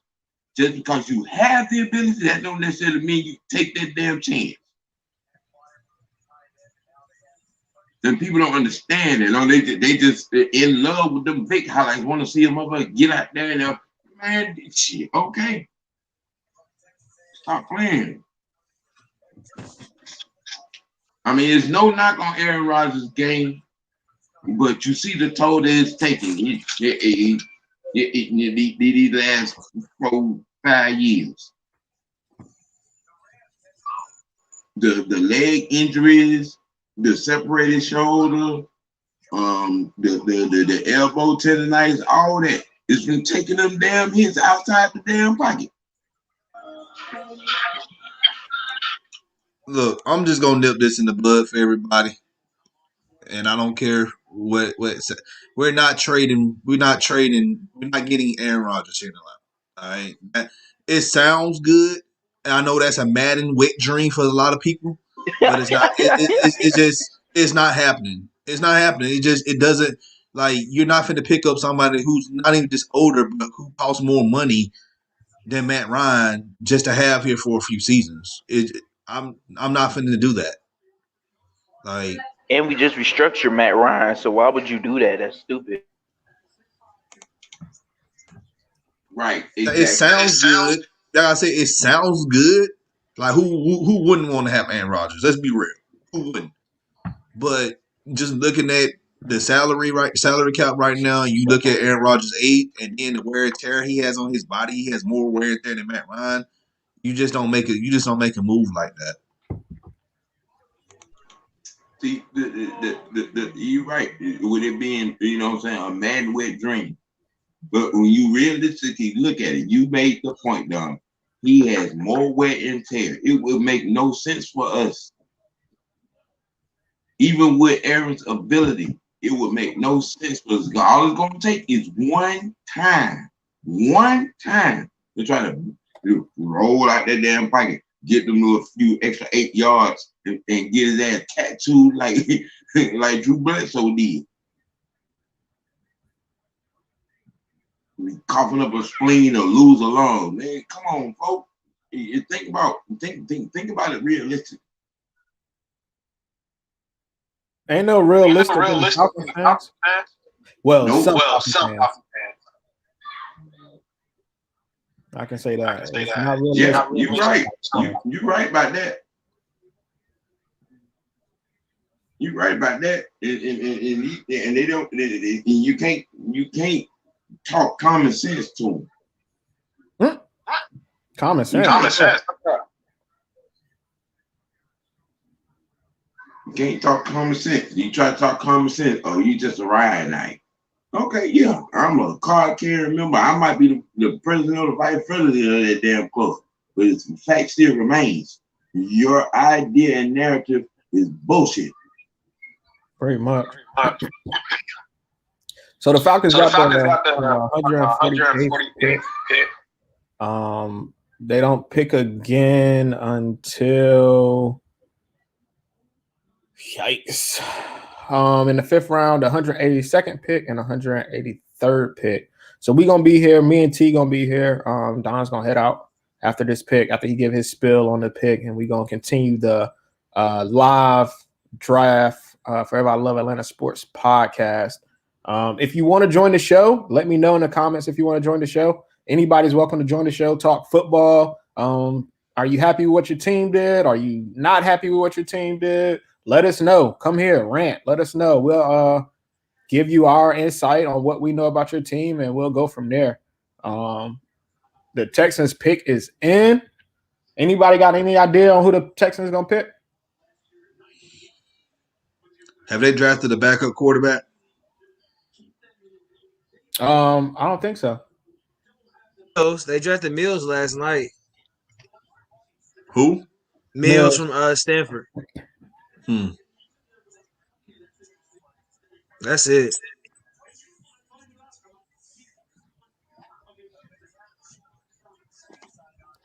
They may go running back. They may go running back and linebacker here. That's what I'm thinking, running back. I'm glad. I'm not glad. I'm a little disappointed we wasn't able to get the UNC running back. The Jets got him. So I'm a little upset. They went Brevin Jordan. Houston. Okay. Yeah, tight end, Miami. I guess they're trying to give Mills some. So who do y'all think is if Deshaun Watson does leave, is Mills going to have to start? Who else is going to start? Yeah. I guess they sign somebody. Who else is going to start? Unless they trade for Aaron Rodgers. That would be ridiculous. If they traded Deshaun Watson and some picks for Aaron Rodgers, that's the only thing I could think of. But you have to give Aaron Rodgers and like at least 4. You have to give your future. They already did that though with Miami, so I don't know how they would do that with Tunzel. Yeah, that's true too. They don't really have no picks. Matt Ryan is like Tim Duncan of quarterbacks. I like that comparison because people be sleeping on Tim Duncan, but Tim Duncan was a certified Hall of Famer, 5-time reliable, man. So I think that's right. 5 times. What? Tim Duncan championship. Well, I think he won all 5 with them. He won all San Antonio championships. He was on their teams. Yeah, so just a 5-time. I know Robert Horry got 7. Yeah, Tim went 6. He's 5-1 in the final. Okay. Who's that? Miami. LeBron. Yeah. Ray Allen shot in the corner. After Tim Duncan missed that layup, that putback twice. Twice. Yeah, that putback would have sealed the game. LeBron came down, shot a three, missed it. Chris Bosh tipped it out to Ray Allen, and Dang! the story was told. Dang! The story was told. All right, Falcons pick is in, you guys. It's gonna be I think it's gonna be defense. It got to be D tackle, man. We need interior line. D tackle or DN. It's got to be somebody. It's got to be somewhere. Right. I like Patrick Johnson from Tulane. If we can get him, man. But his stock has been falling. I like Tua from BYU too. The big boy. He played well. He's a one tech. He's huge. The selection. Hold on, don't spoil it. It's still just sitting here. Like my TV is like 30 years late.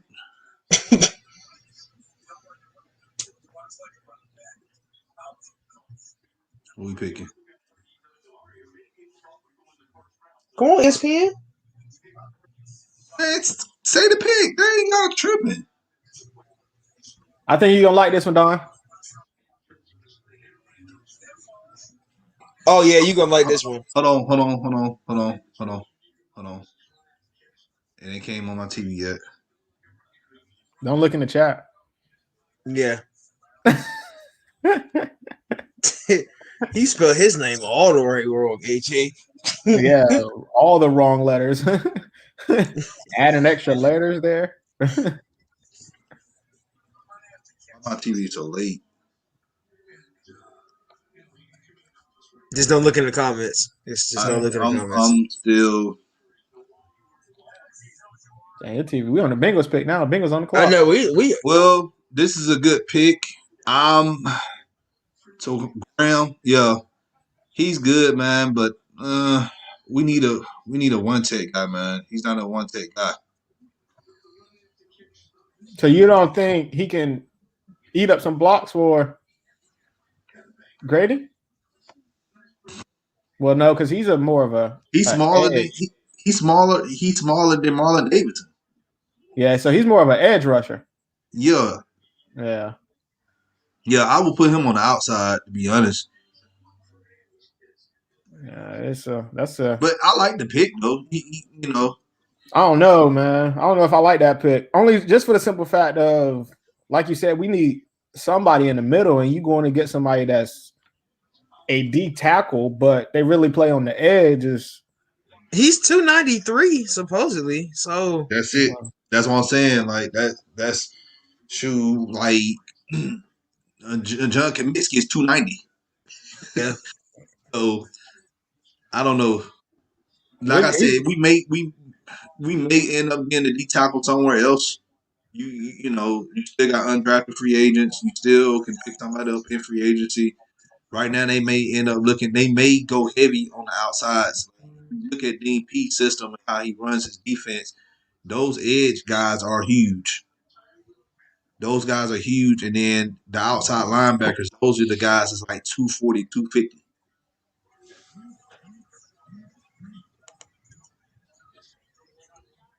Yeah, like I said, congratulations on him for getting picked. But I would have liked somebody, like you said, a true one technique defensive tackle. This is our pass rusher right here, man. I feel like this is your pass rusher. But like I said, you still got other guys that's still on the board. We may end up getting the outside linebacker, you know. So I really feel like the Bengals draft a kicker. Dang. Bengals were having a good draft all the way up to now. I mean, I guess they need a kicker.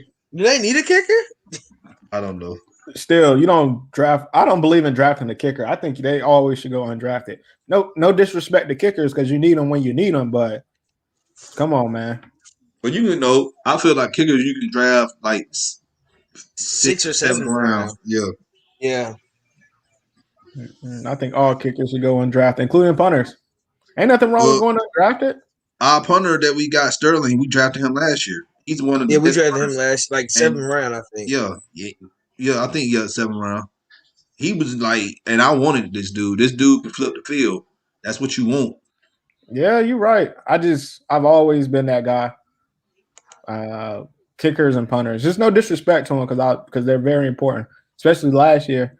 Young Wei Koo, he scored most of our points. So shows you how important he is. So because we couldn't score in the red zone. It's gonna change this year because we got Kyle Pitts. Yeah.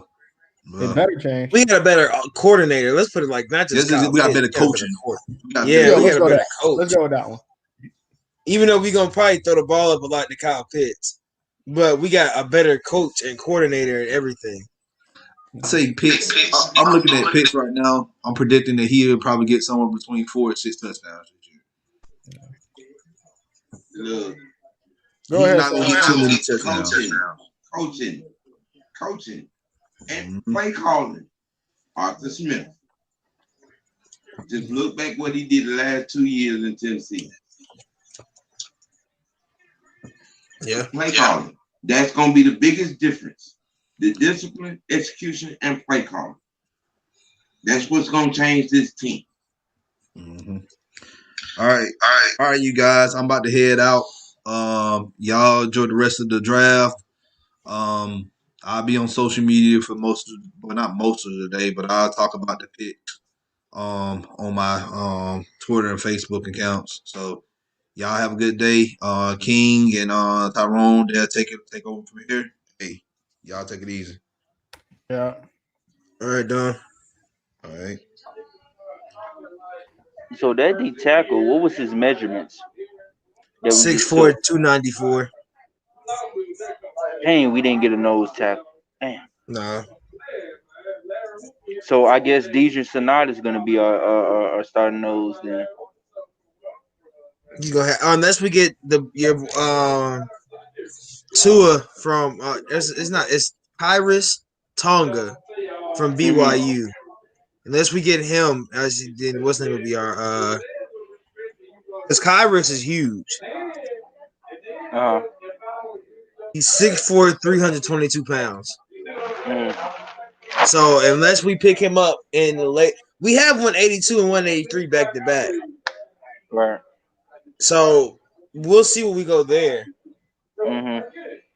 But I think he might go before. If somebody really wants a big D tackle, he might go before, unless we trade up. Oh, okay. Yeah, we got a little while before the Falcons picks again. The Bears on the clock. I'm gonna give my spiel about this Falcons draft so far. So far we've drafted Kyle Pitts, Richie Grant, Jalen Mayfield, Darryl Hall, Drew Delman. So when you look at this team, man, I'm at the point where Arthur Smith, being the coach that he is, score as many points as you want. Hopefully the defense gets a turnover. We win the game. If that's the route we want to go, I'm in all confidence that Arthur Smith is not going to blow a lead like Dan Quinn. So if we do get a lead on a team, he knows how to run the ball and milk the clock and get this defense some rest so they can make plays. Along with Dean being the defensive coordinator, I think this defense is going to make a lot more plays than they did last year. So I understand we need defensive linemen and we got so many holes on this defense, but at this point, if we can drop 35 on everybody we play and we can get a crucial turnover to milk the clock, why not win the game that way? What's y'all thoughts on that? Well, the thing is, we drop 35 and give up 40. Or we that drop was 35. Dan Quinn, though. That was Dan I Quinn. still think you still got to have some type of defense. I mean, you can say offense with champions. We all know defense has won a lot of championships. Look at last year with Kansas City and Tampa. Number one defense, number one offense. Defense won. Yeah. So you're going to have some type of defense, at least an average type of defense. All I know is we ain't gonna be playing prevent defense on third and 17 and third and 20. Facts. That's true. That's true.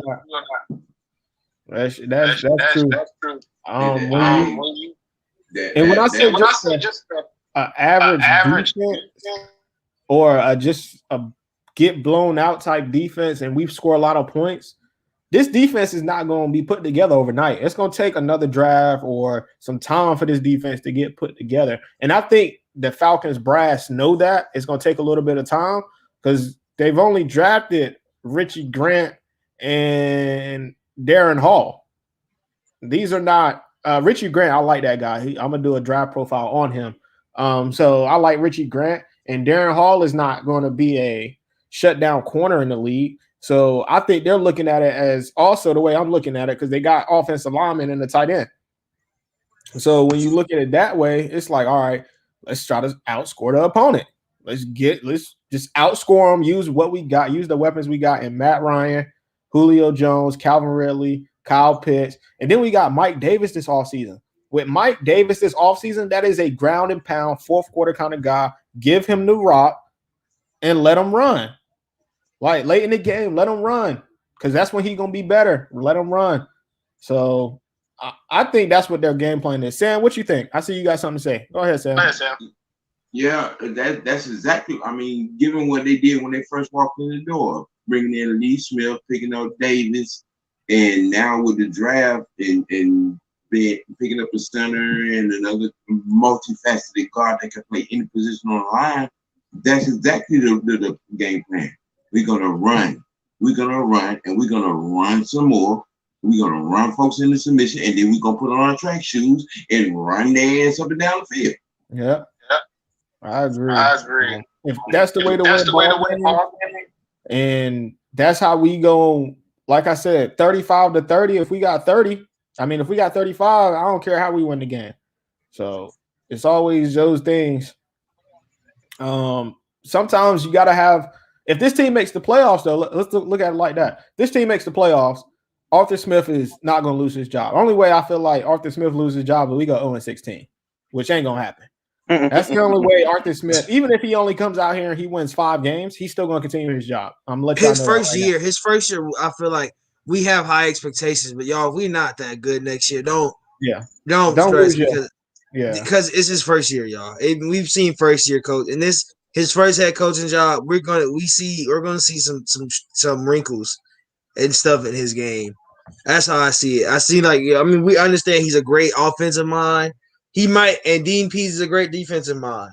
So we just need to let us work. I think Dean Pease loves our linebacking core, because we haven't drafted a linebacker all draft. And we draft a linebacker almost every year. We haven't drafted a linebacker this whole draft. So somebody has to but you gotta like the speed we have. We still got Dion, still got Foye, and we still got Michael. So the speed there is ridiculous. Yeah, I agree with you. ATM, what you Yeah. I really think with Dean. Go ahead, Sam. With Dean Pease, the speed on the defensive side of the ball it fits. It's gonna fit what he does and with his defensive play calling instead. With the way we're going about it, and not making too many, but making calculated moves. I think they have in their mind that, okay, with the talent, because we started last year, a lot of coaches that we went to go against was always saying the record does not dictate the talent on this team. Yeah, and you all do the coaching. Now you got a guy in Arthur Smith who's deliberate, who comes from an offensive lineman background. And then let's not forget, Dean Pease came out of retirement and he wasn't called. He called Arthur Smith. Let that sink in. Dean Pease got up off his couch to come coach this defense. So that genius defensive mind saw something that he could work with. Yeah, you're exactly right about that, Sam. We me, Don, and T was talking about that a few episodes ago. You don't just come off the couch, off your comfortable couch, and come coach a team as stressful as coaching is in the NFL if you don't see something that you can fix on this team. It just doesn't happen. Nobody in their right mind, let's put it to you in this way. You retire from your job. If they call you after you retire, most people going to tell you, I ain't going back, no matter how much they offering you. But if you see something that you can change that could make that company better, you might go back. you might say, all right, I might go back. I like what this person is doing. I like what this person is doing. It's not gonna be as stressful. And I don't mind coming back. I like who's leading the team. I like the personnel that's on the team. I might do that. So when you look at it that way, anybody that ever comes out of retirement for you, they either see something in your team or they just love you to death and they just willing to do it for you. And if they got that connection in Arthur Smith and Dean Pease, then that's even better.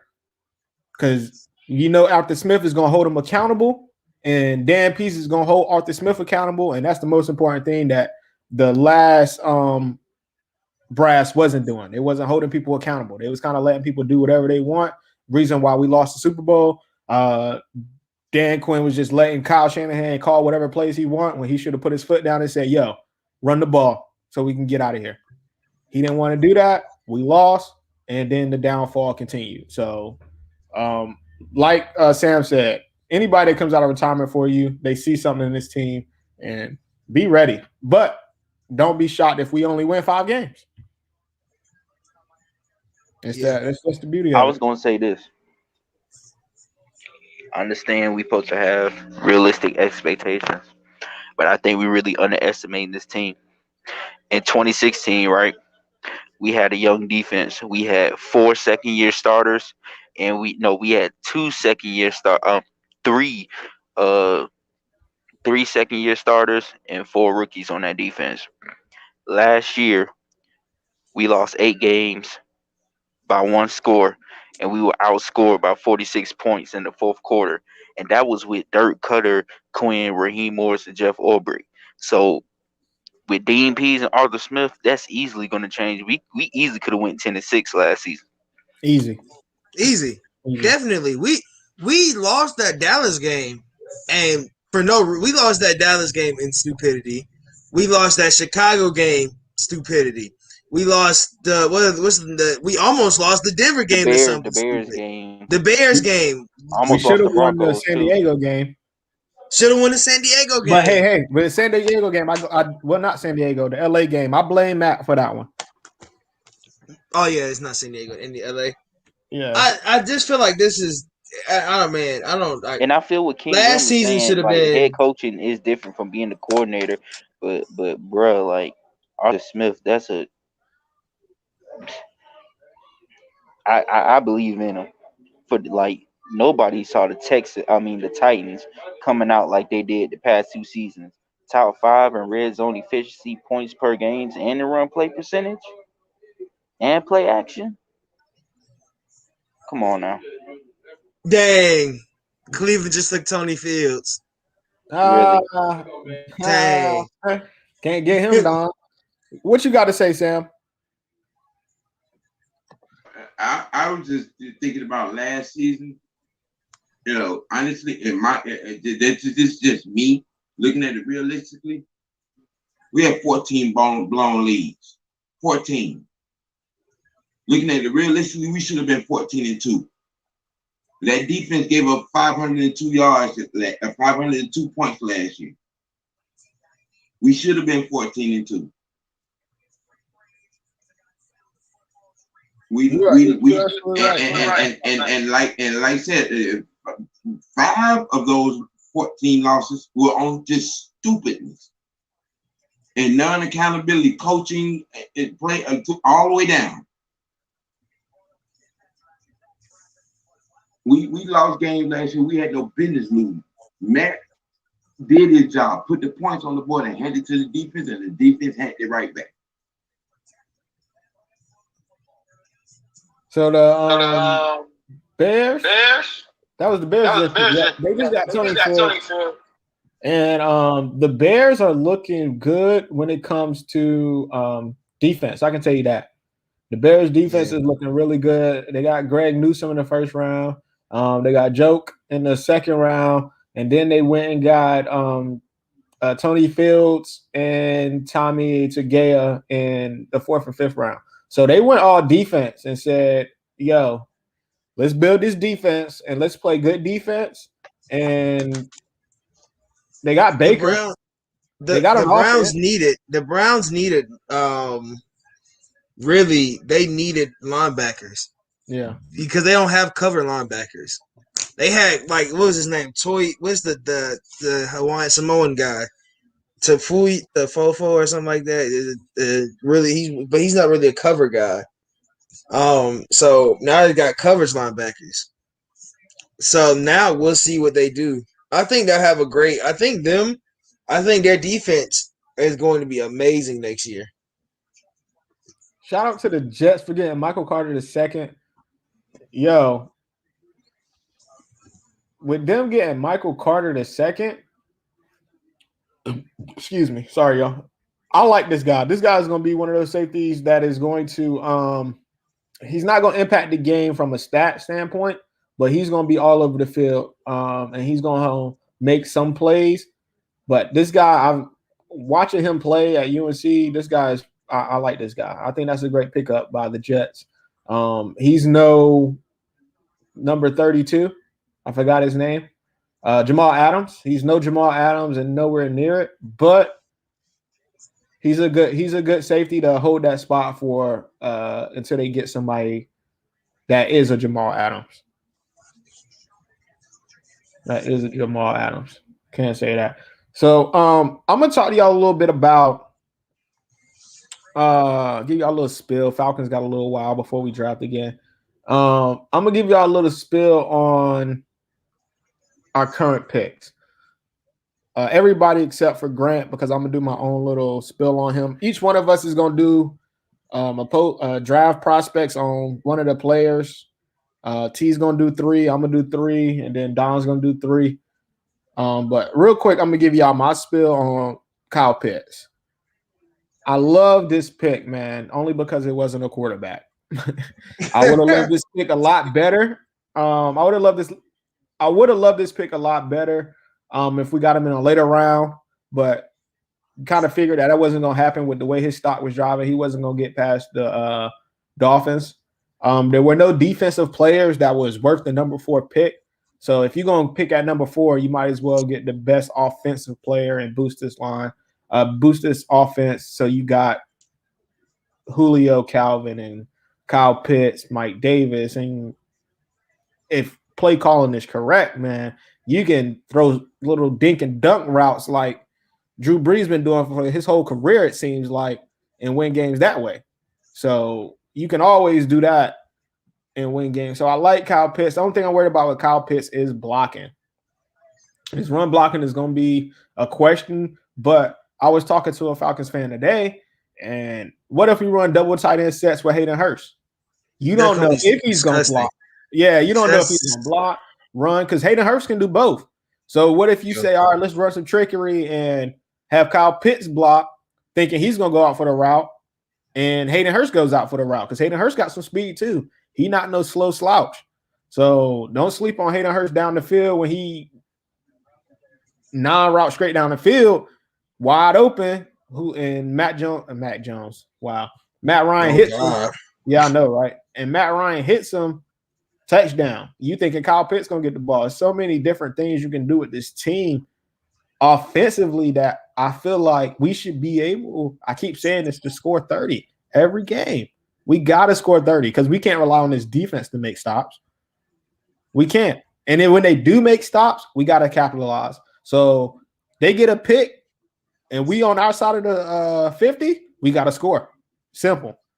And when I say score, I mean touchdowns, not kicking field goals, not having Koo come out there. We should only kick field goals in the fourth quarter if we're inside the red zone. And the only reason I say kicking field goals in the fourth quarter is because usually if you've played good football all game in the fourth quarter, you're up and field goals are just stretching the lead and making it harder for that team to come back.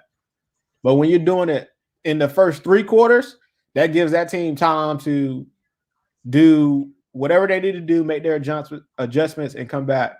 So that's my spill on Kyle Pitts. Then we went and got Richie Grant. I'm going to talk to him when I do my Kings round. I'm going to talk about him. Jalen Mayfield, guy from Michigan. I know Don probably got a huge spill on Jalen Mayfield, but this guy was pancaking a lot of people, yo. Get some syrup ready. Because if he playing like that in the NFL, be ready. We also talked about a little earlier about having versatile linemen that can play a lot of different positions, depth at the line.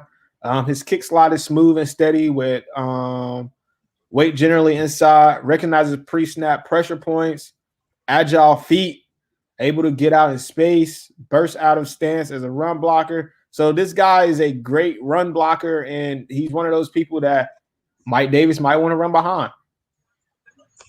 Davis might want to run behind. But we got to realize when we have Mike Davis, it's not Todd Gurley. No disrespect to Todd Gurley, but can't play football with an arthritic knee. But Mike Davis is somebody that wants contact. We played him twice last year. And what he do? He tried to run through all our players. He tried to run through all of them at least once. So I like the pick of picking an O-lineman and Jalen Mayfield. And so far, this draft is going pretty good, man. Like I was saying earlier, get offensive players. Try to score as many points as you want. Hopefully your defense gets a pick. Players like Richie Grant, they gonna a little spill on him. They gonna get to the ball. Richie Grant is gonna make plays and he's gonna make turnovers, and we just got to score off of him. That's all that is. They're gonna make plays. We're gonna make turnovers. He's gonna make plays, and we got AJ Terrell. Hopefully, AJ Terrell has worked on his catching. He catches some interception this offseason. This regular season. So we got some players. We got Deion Jones. He makes plays. Grady Jarrett makes plays. So we got players. Alua Khan was especially in that Dallas game. He had like two fumbles that he forced. So we got players that make plays and cause turnovers. We just have to capitalize on those plays and turnovers come with the offense and where they should play ball. So any thoughts on the players so far from y'all?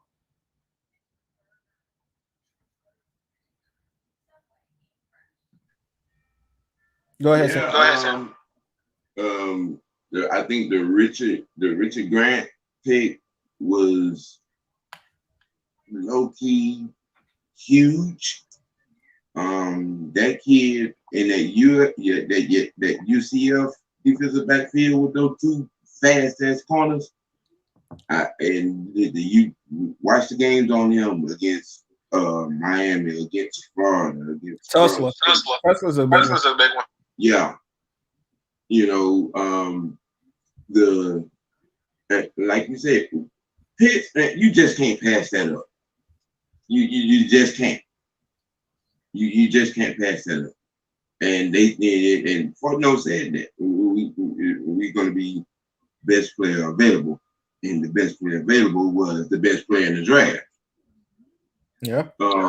Manfield, the Michigan kid, another Grizzly, a Mauler. Same with the center. So we've done our due diligence. We're filling the needs, and you really can't ask for too much more at this point. Yeah. ATM. I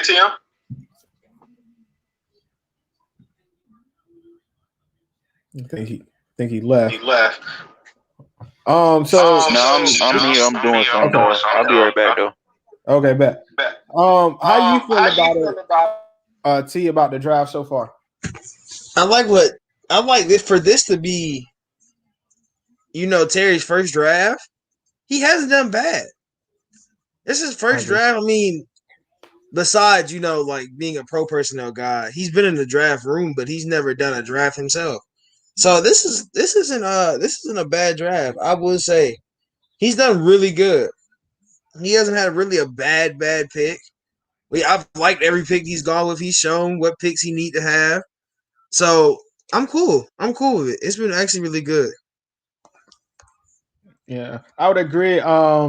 Trinity Clark, we pick at 182 and 183. So it'll be a minute before we get to our draft.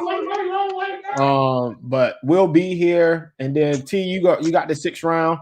And T's we only got one pick in the 6th round, so T won't be here long after that one. I think it's early too. It's let me look and check. I think it's early. Yeah, it's like early in the 6th round. Let me look at it, pull it up real quick. Yeah, it's 187. So Yeah. That's the only pick we got in the 6th round. So T would probably be wrapping that up after the Bengals pick at 190. T probably be wrapping the stream up. But we will be here throughout all the Falcons picks. We don't pick until 182 and 183, and then, like I just said, 187. So if you have any questions, comments, if you want to join the stream and you watching, let me know. I'll send you the link. Follow me on Twitter at Kings Realm. At Kings Realm ATL right here. You can also follow Tyrone at DeAndre's Burner. And Sam, you got a Twitter? If you don't have a Twitter, you got a Twitter, Sam? It's my name, Samuel White. All right. Follow Sam on Twitter. And if ATM comes back, we can give him a shout out on Twitter. I love the Falcons are doing in this draft. Yes, we all are in agreement with this draft. The Falcons are doing their thing. Another big, I wouldn't say a big pickup, because this guy, Darren Hall, I don't know. This might be the only questionable pickup. Darren Hall. I got to see him play. I got to see how he look. This is the only one I'm really worried about. Everybody, yeah. Go ahead, Sam. You look like you know something about it.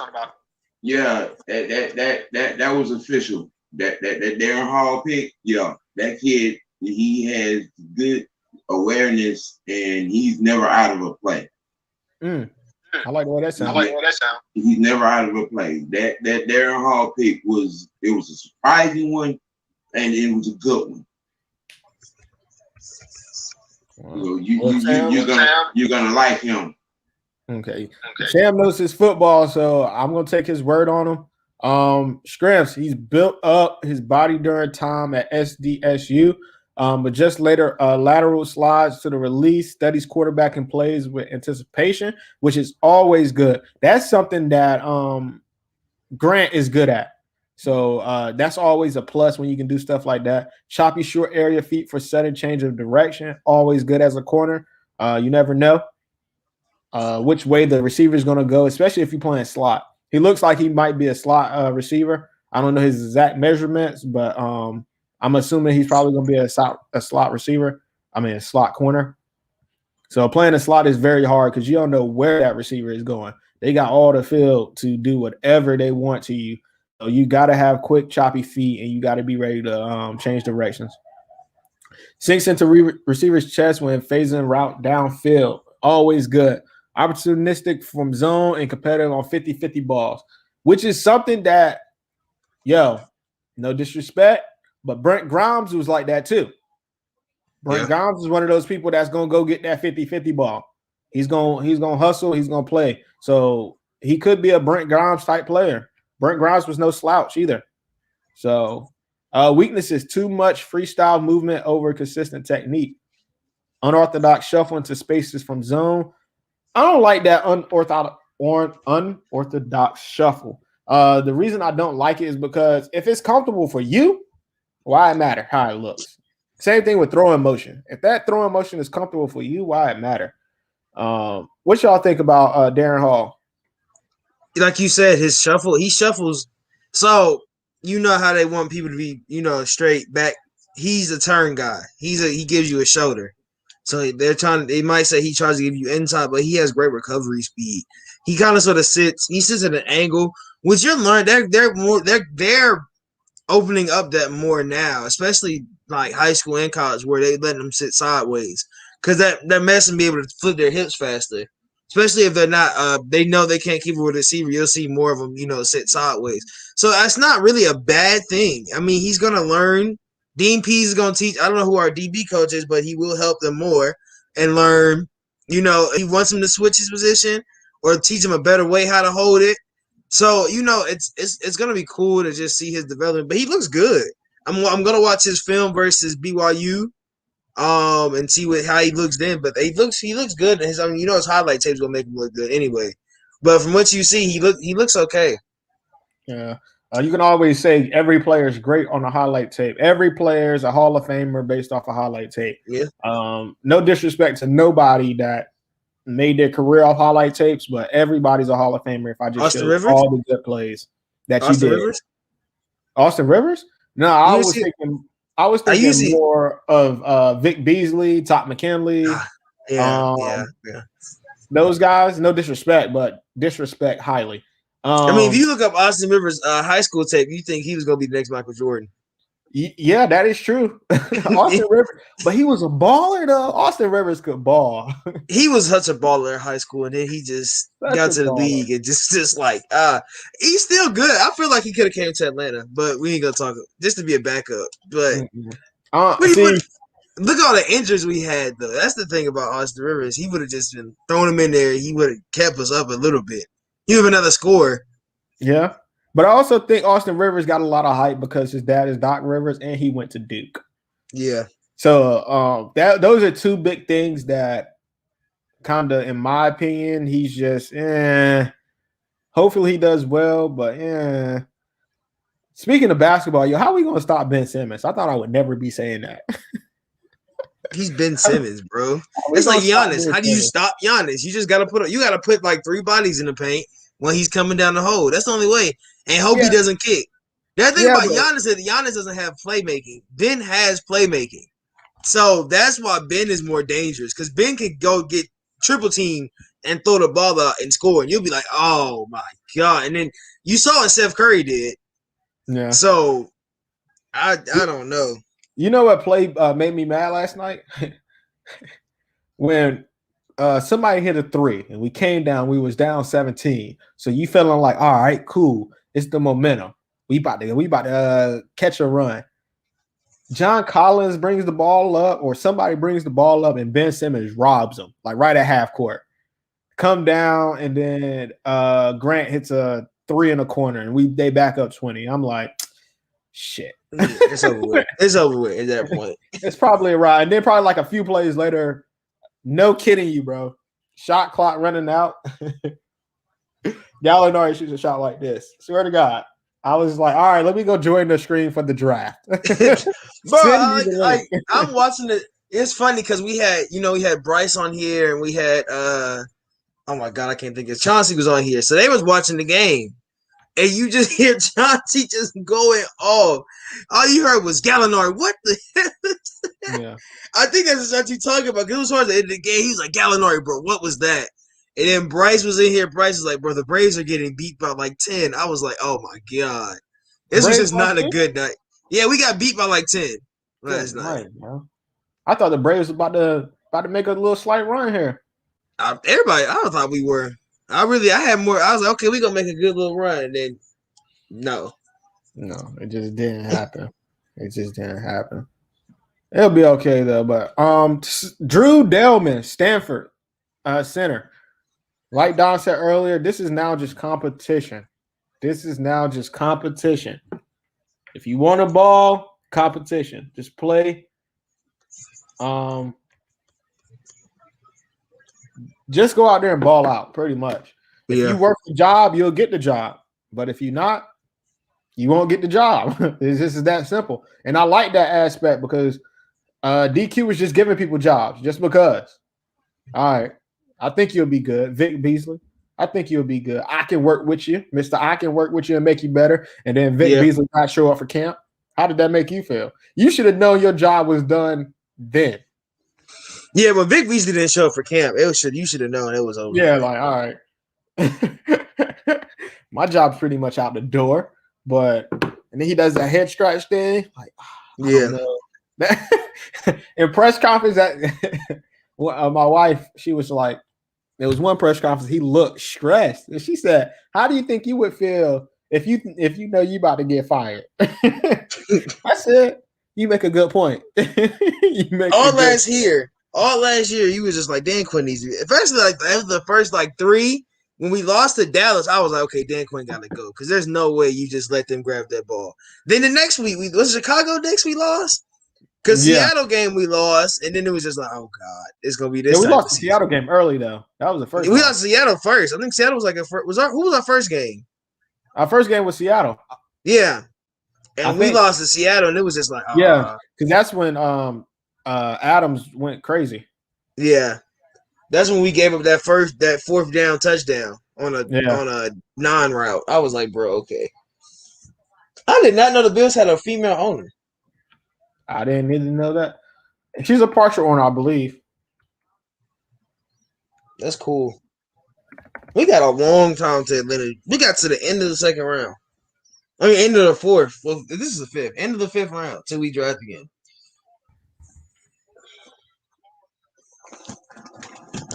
So, like I said, if you want to join the stream and talk football, talk your favorite team, let us know in the comment section. You can join the stream. I'm allowing everybody in, anybody, if you're somebody, to join the stream. Come talk about your team and how you think they're doing in the draft process and how you think your team is going to do this year. That's pretty cut and dry. Falcons, man. Terry Fortnite, first draft, great draft. The Jets trade a pick to the Chiefs. We got to trade, people. Jets traded to the pick to the Chiefs. Who are the Chiefs going to get? Who are the Chiefs going to get? Who do y'all think they O-line? Probably O-line again. O-line. The pick is replace what they cut. Dream got a game today, y'all, I think. You said who got a game today? Dream. Who they playing? Minnesota. I think it's a preseason game though. Hawks got a game tonight. Dream at the Gateway. You know that game's gonna be wild. We should win that game, bro. We have to. We don't have no choice. We have to win that game. We have to win that game. I think that if we win that game, we are definitely gonna make the playoffs as a 10th seed. So that's all. Well, not as a 10th seed, but as the lowest, we definitely got to play in game spot. So that's always good, and that's my thoughts on that. Sam, what you playing? What was that? Man 21.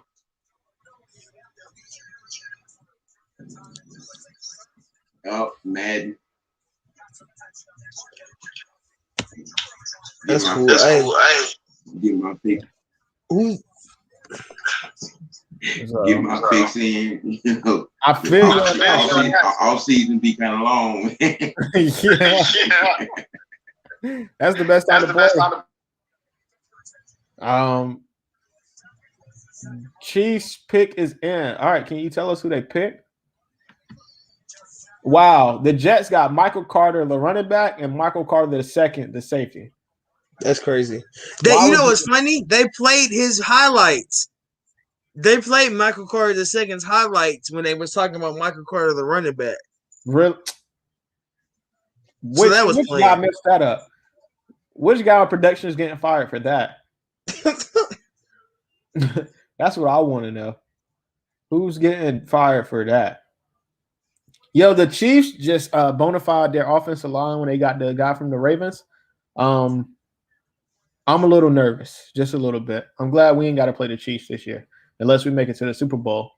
But I don't know how our chances of that. But, yo, anybody in the AFC that got to play the Chiefs, I feel sorry for them. I feel sorry for them. I feel sorry for them. We played the Lynx tonight at 3. All right. Go ahead, Sam. The book is out on the Chiefs, and that book belonged to us. I mean, anybody didn't notice how you think Tampa beat them? They beat them the same way that we almost beat them. The book is out on the Chiefs. Straight up. Funny part about it, I think people don't really know. I mean, film is film. You go back and watch that game we played, and then watch Tampa's game in the Super Bowl. Exact same blitz, exact same stunts, exact same man coverage, exact same running play calling. Exact same. Yeah, I agree with you there, Sam. Chiefs got Noah Gray tight end out of Duke. I agree with you there, Sam, but let's give some I want to give this Tampa Bay Buccaneers their respect. They balled out. They did their thing. They played solid defense. But the Chiefs dropped 2 touchdown passes. 2 touchdown passes. And they had a few plays that if they would have went their way, we having a different conversation. Even the first touchdown pass, I think, to Tyreek Hill, that was dropped. If he catches that, this is a new ball game. This is totally different. Because you knew this team could score. They had a lot of drop passes. I want to give this defense credit. They did do their thing. They did ball out, but they had some situations. The Chiefs had some that they could have capitalized on, and this could have been a totally different ball game. So no disrespect to the Tampa Bay Buccaneers. They did their thing. They won. Best defense in the league. They did what they had to do. But let's be real. If they catch them, if the Chiefs catch some of those passes, this is a totally different ball game. What you think, Sam? But yeah, you in big games, you always gonna need some things to go your way, And I'm not even discounting that. Yeah, those pivotal drops, things that you can't have happen, especially catchable passes, catchable balls. There are moments that with things, with plays you normally make. But when it boiled down to it, shit, Tampa made the plays, Kansas City didn't. Yeah, absolutely right on that, Sam. Tampa made the plays, and that's with every game of football. Who makes the plays?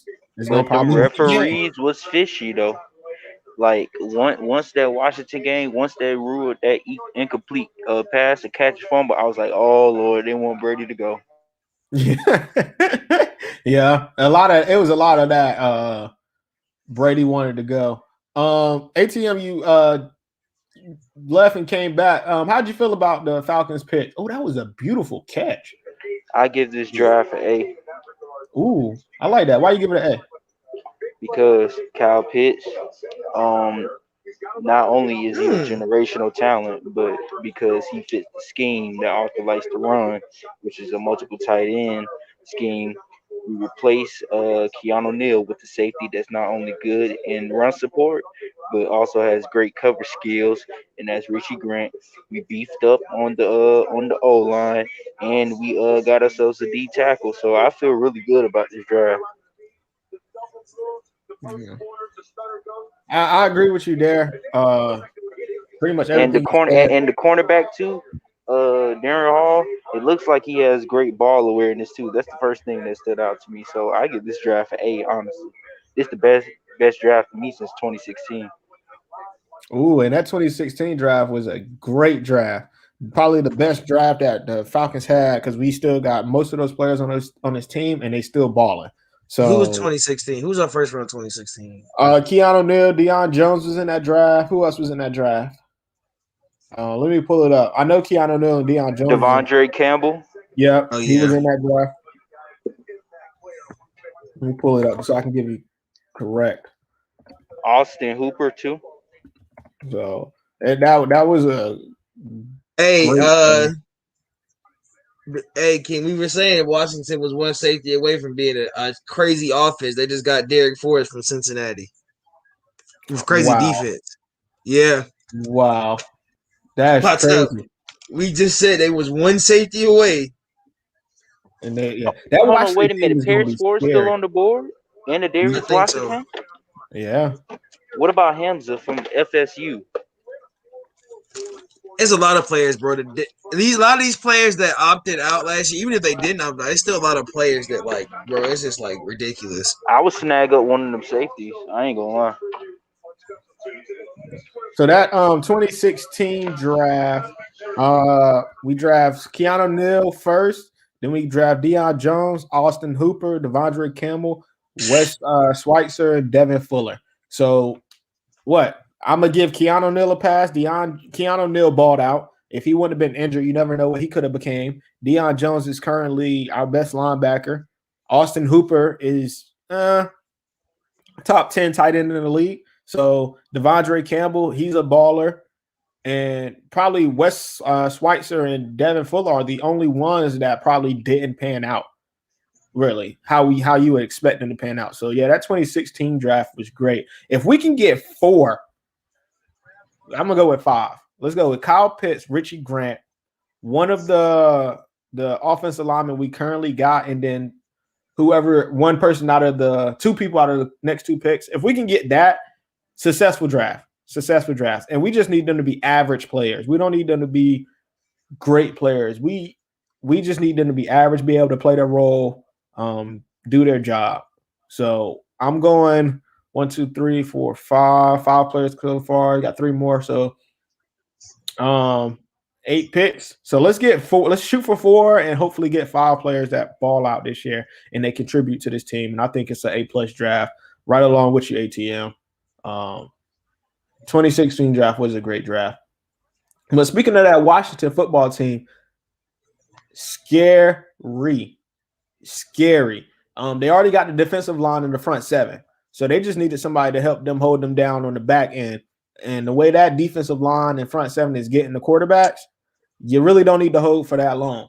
So, watch out. They could possibly win this division back to back. I wouldn't be shocked.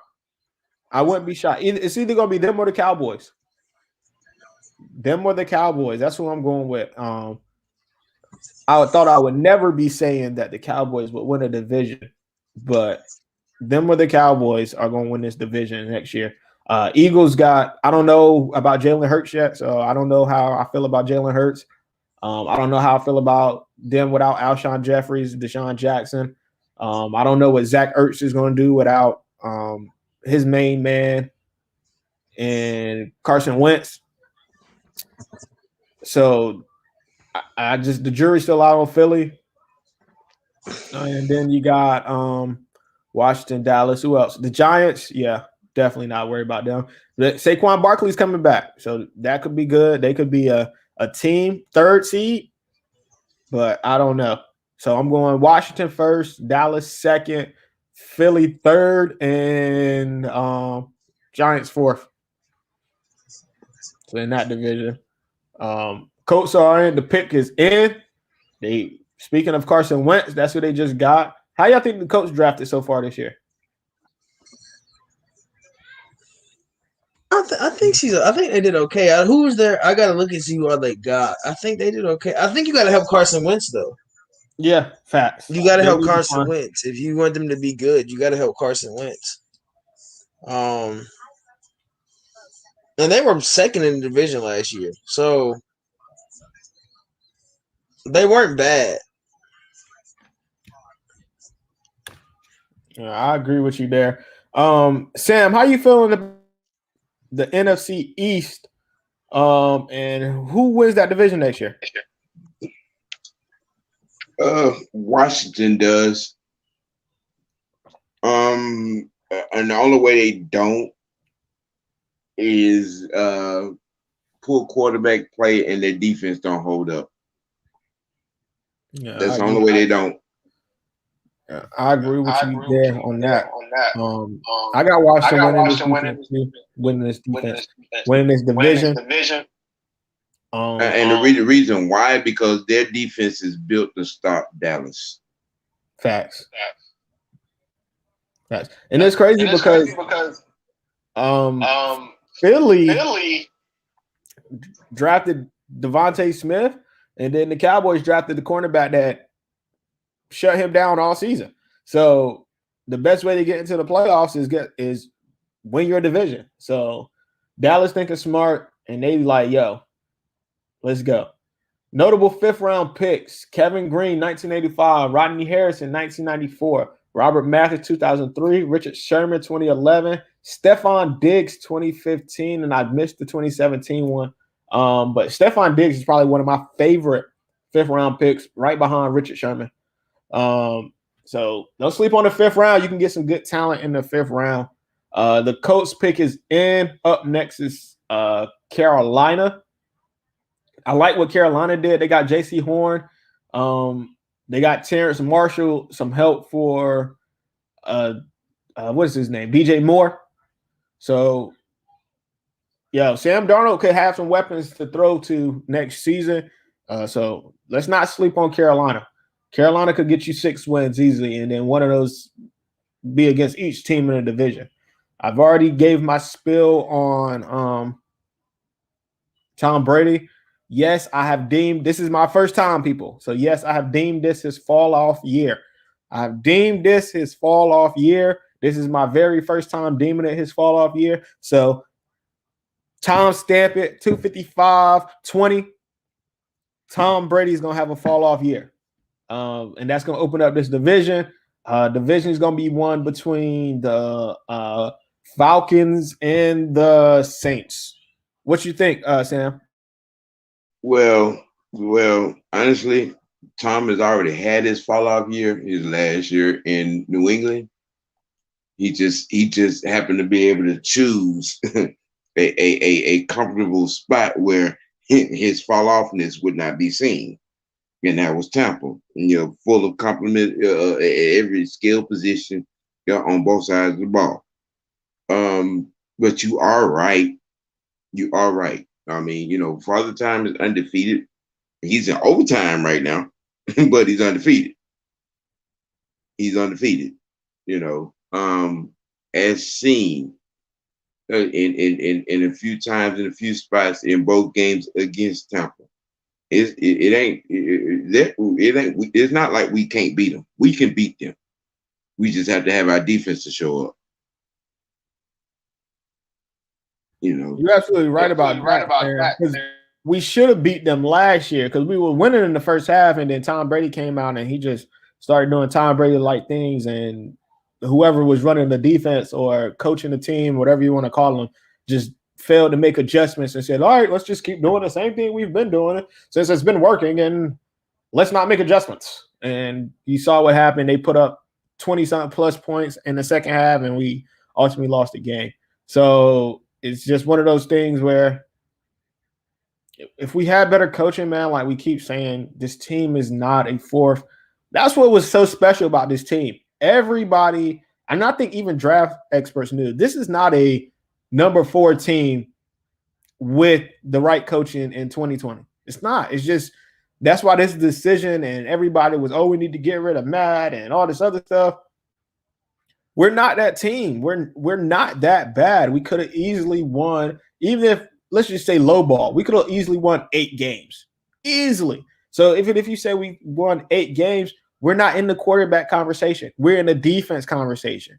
We need defense. We need to pick defensive players.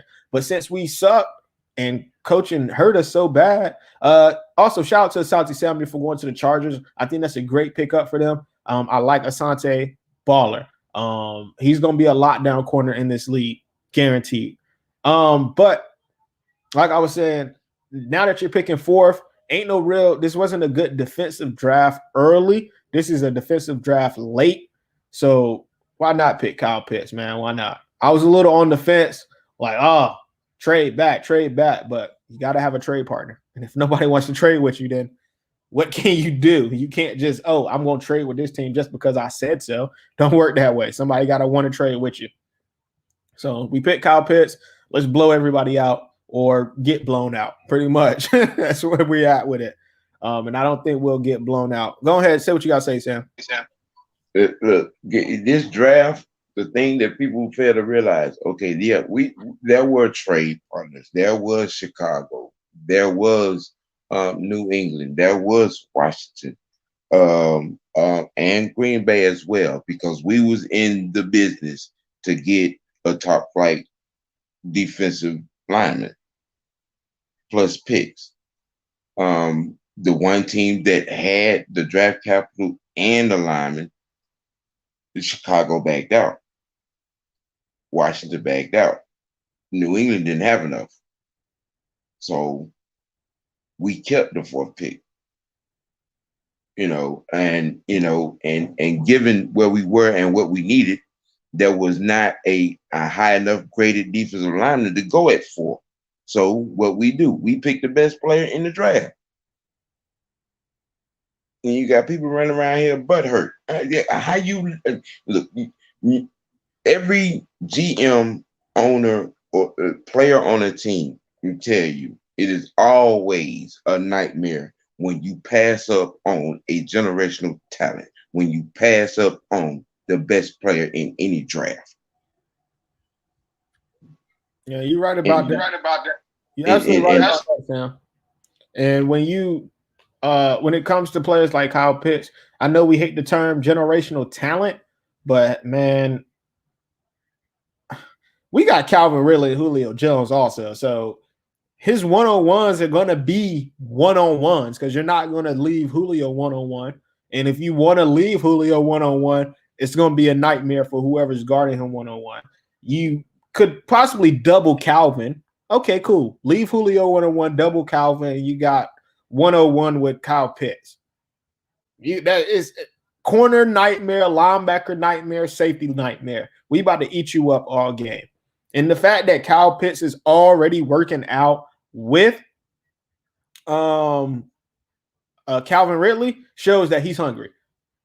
Shows that he's hungry and he wants this. Give you a little spill, T.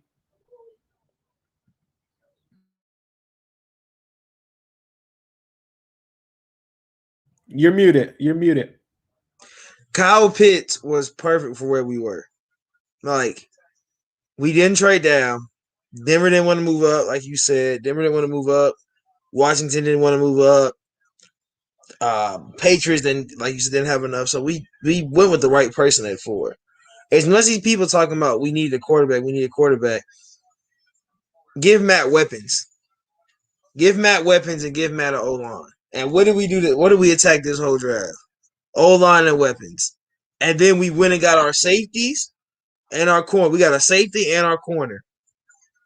So if Darren Hall is going to be QB2, or he's going to be behind Fabian for a year, and then he comes in and be QB2, and then you got your safety who is definitely going to, Richie Grant, who's definitely going to be starter next year. If he doesn't start by the middle of this year, he will be a starter next year. So, I mean, we've drafted almost like a perfect draft. If you really think, I'm not going to call it. We have had and I will give us an A. I won't give us an A+ yet till we get to these later picks. We have had an A. We've had an A draft. There hasn't been a bad pick this whole draft. I mean, people might say that the center we got, but that's just competition. That's what you want to see. You want to have competition now because you don't know how Hennessy's going to do. Let's say Hennessy goes out there, first preseason game, plays horrible. You bring in this guy, first preseason game, his first and plays elite. Looks like he's ready to play. That was a smart decision. That's all I'm saying. Like we had to do what we had to do there. So I'm fine with it. That was a good pick. This has been a good draft. And for this Terry, like I've been saying, for this to be Terry's first, this was a good draft. Wow, LeCount went to Georgia. I mean, LeCount went to Cleveland. Yikes. That's actually they love them some Georgia players. I mean, that's actually a good pickup for the Browns. But I can tell you one thing: he won't be in a Super Bowl this year. Oh no, he won't be part of the Georgia train that was in the Super Bowl this year. Like T is telling me about. How many years? It's like 20 something years of UGA, 20 or 4. It's gotten up a lot. Like, bro, Miko has carried us. Well, no, because Sony got in 1 year, his rookie year. Then Miko's taken us 2 times now. And then actually last year Tampa had some Georgia players too. So we've been in there for this whole since I've been alive. There's been a Georgia player in the Super Bowl. Yeah, that's true. The Texans pick is in. We finally at 170, so we got probably about 15, 20 minutes until the Falcons pick, unless they trade up. I don't see them trading up. Unless they're gonna give up that 6th round pick, but they trade that. I don't know what they're trading up for and who's probably gonna trade for them. But hopefully I still think we need to get a running back. We gotta get a running back. This year has been 20 straight years of Super Bowl Bulldogs. Miko has been the last 2. We had Andrews from New England, Gurley, and Sony when the Rams and the New England play. Andrews has been the most, though, I think, out of all of them, because he was in New England with Tom. And Malcolm Mitchell made it 1 year. But yeah, we've been there for Champ Bailey, of course. DeMarcus Ware, Danny Ware, running back, Hans Ward. Crazy part about Hans Ward, I feel like people didn't know he was from Georgia. I feel like there was a lot of people didn't know where Hans Ward was from. If you didn't watch Hans Ward, especially me when I first came in, I did not know Hans Ward was from Forest Park. And I stayed right down the road. I was like, oh, what? I went to the College Football Museum, and it was like going through his scout report. I was like, whoa, because he played basketball too. It was like Forest Park. I was like, Forest Park? He stayed down the road. And then I found out he went to Georgia. The funny part about Hans Ward, Sam, he doesn't want his son to play football. That was crazy to me. Yeah, I saw that he was on ESPN, or he did that 60 was it 30 for 30, and he was talking about that, and he from many different points of views, and I feel him as him being a former player, and you don't want him knowing the inside of the game. Yeah. You know what I'm saying? Especially from the medical side, he knows that. So, and then that speaks volumes. A lot of things he said, he pretty much said it without saying. These medical guys that works for these teams, they don't care. As long as you can get back out on the field, they don't give a damn about the after effects or the effects. And he's like, I don't want my child, in that. Now, I want him to have a career, and all, but it's just I don't want him in that atmosphere and having those type of problems. Like Texans kept Garrett Wallow. ECU kept him in Texas. Yeah, the Texans got issues. They don't know what's going on with Deshaun. Because they if they're smart, they're drafting another quarterback.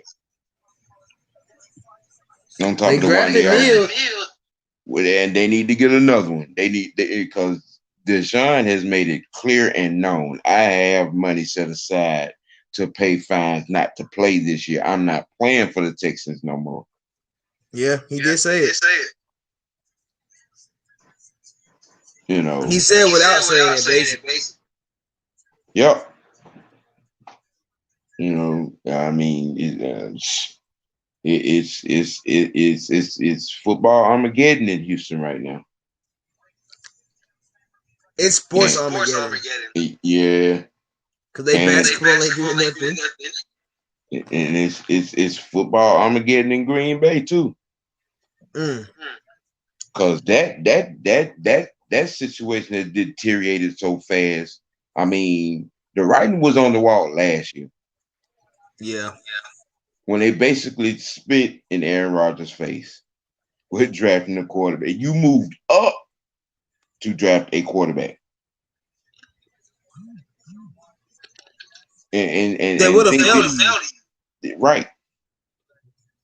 You use capital that you could have used to make the team immediately better in other positions. You drafted a quarterback, and then get on the phone and tell this man not to be part of the problem. Really? Yeah. And y'all thought that shit was over with? Okay. All right. Good luck with that. As much as a diva that Aaron Rodgers is, good luck with that. I agree with you, man. And he's showing his diviness now. Yeah, because he's dug in. And honestly, the way they pulled that stunt last year, I don't blame him. Yeah. I don't blame him. When you had to draft capital to make that O-line better, to make that defense better, to fill in all the holes and problems. But instead, you move up to draft a quarterback. He thought that was going to be the end of that. Yeah, all right. Okay.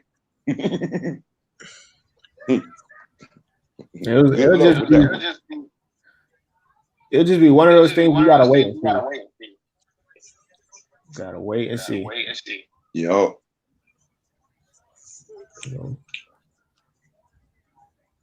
Shout out to Force podcast. Kings Realm tonight, Daryl. Don't miss it. We played the Bulls tonight. So since we play the Bulls at 8, post game is gonna be around 10:30ish. Make sure y'all there. We get this dub, secure this play-in game spot, so we can hopefully secure a playoff spot and lock up this number 4 or 5 seed. ATM, how you feeling, man? 10 picks away. How you feeling?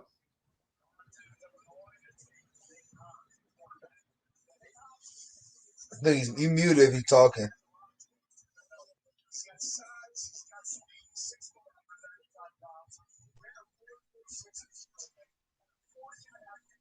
Good. 10 picks away, Sam. How you feeling? I'm feeling great. Feeling real great. Right now, with whichever way we go with this pick, whether it be running back, whether it be another D lineman, I mean, I'm good. I'm good. I mean, this staff, like I said, they came in the door with a plan, and they've executed this plan to the chagrin of the majority of this fan base. Okay, all right. The logical fan base. Yes.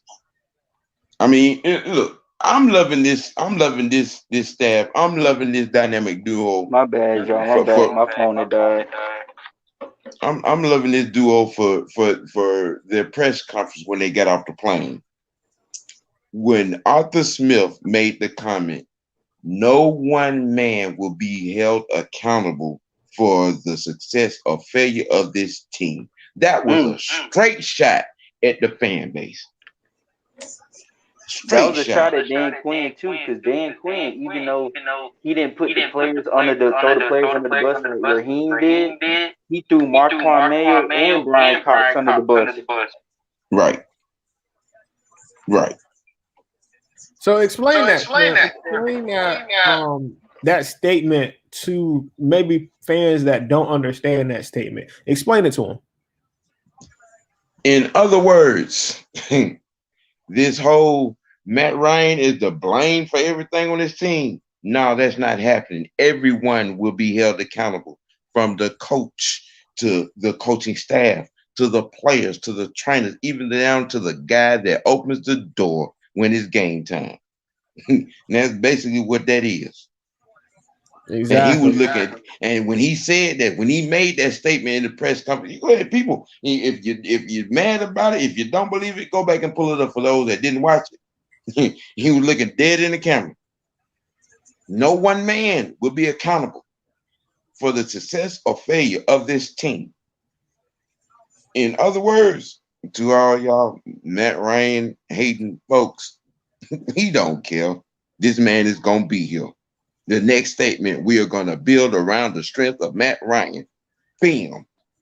That's what that means. When they restructured his deal, that's what that means. Okay. You know what that also means, Samuel? Yeah. We are a team. We lose as a team and we win as a team. Exactly. Big facts on that. And holding your team accountable is something all the great coaches do and all the great coaches succeed at doing, i.e. Bill Belichick, i.e. I know we hate him here, but Sean Payton is going to be a Hall of Fame coach. So we got to give him his respect. But when you're a great coach, you hold your team accountable. And that's one of the most important things about football. You can't have Tomlin. Yeah, Mike Tomlin's another one. Let's not forget Tomlin. He should really have. I think he should have 2 rings. Fact. He's probably the second best coach in the NFL at this point. Yes, Tomlin. So Tomlin might not have the Super Bowl rings, but he got the most playoff, most times been to the playoffs, not having losing seasons. Like Pittsburgh has been relevant every single year he's been the coach there. You have to worry about Pittsburgh every single year, no matter how they start. You're gonna worry about that team. So let's give Matt Tomlin his respect. Right after Bill Belichick, there is Mike Tomlin. So accountability, hold your team accountable, and that's in every sport, people. That's not just football, even basketball. We talk about the Hawks a lot on this channel.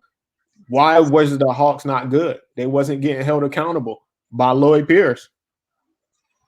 Nate McMillan came in. He started holding people accountable.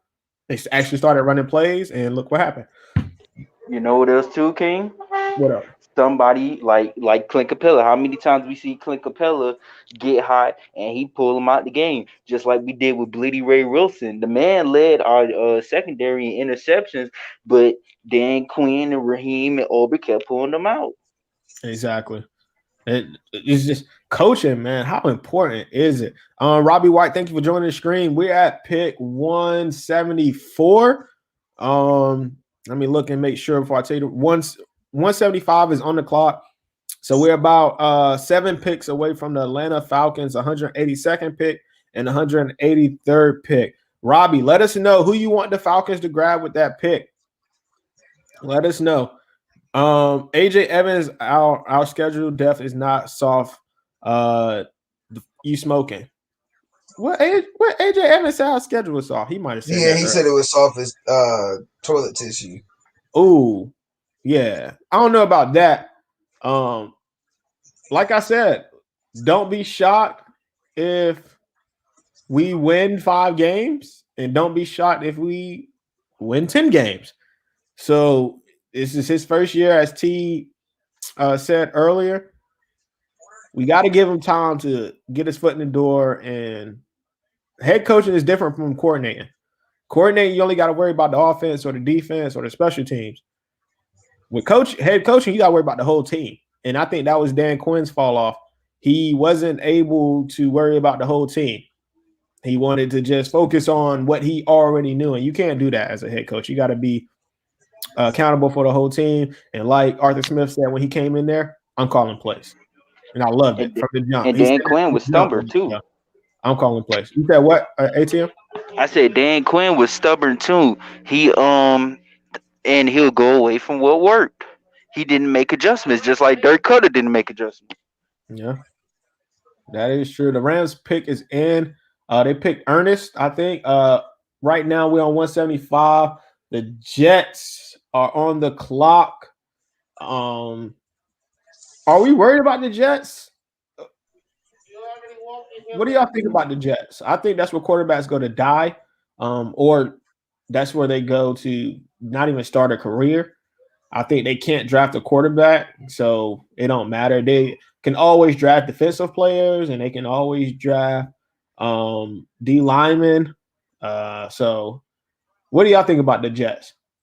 I like their draft as a whole.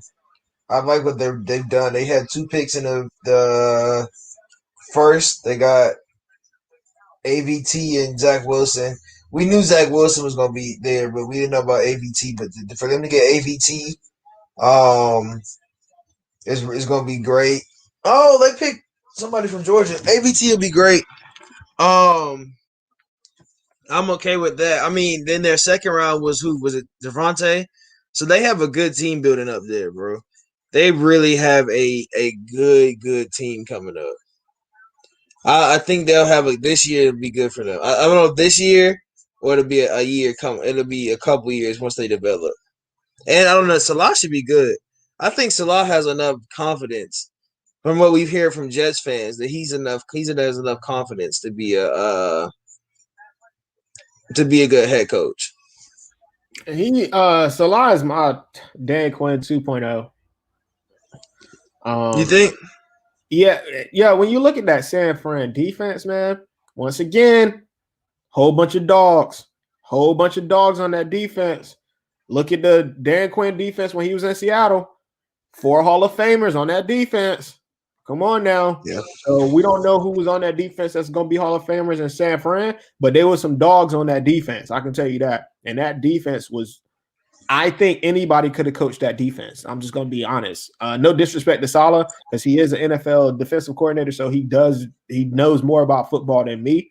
But I guarantee you, I could have went out there and coached that defense because that defense was dogs. So I would love to see Saleh, because I have no issue with the Jets, no problem with the Jets. But when I look at him, I just see Dan Quinn 2.0. What about you, Sam?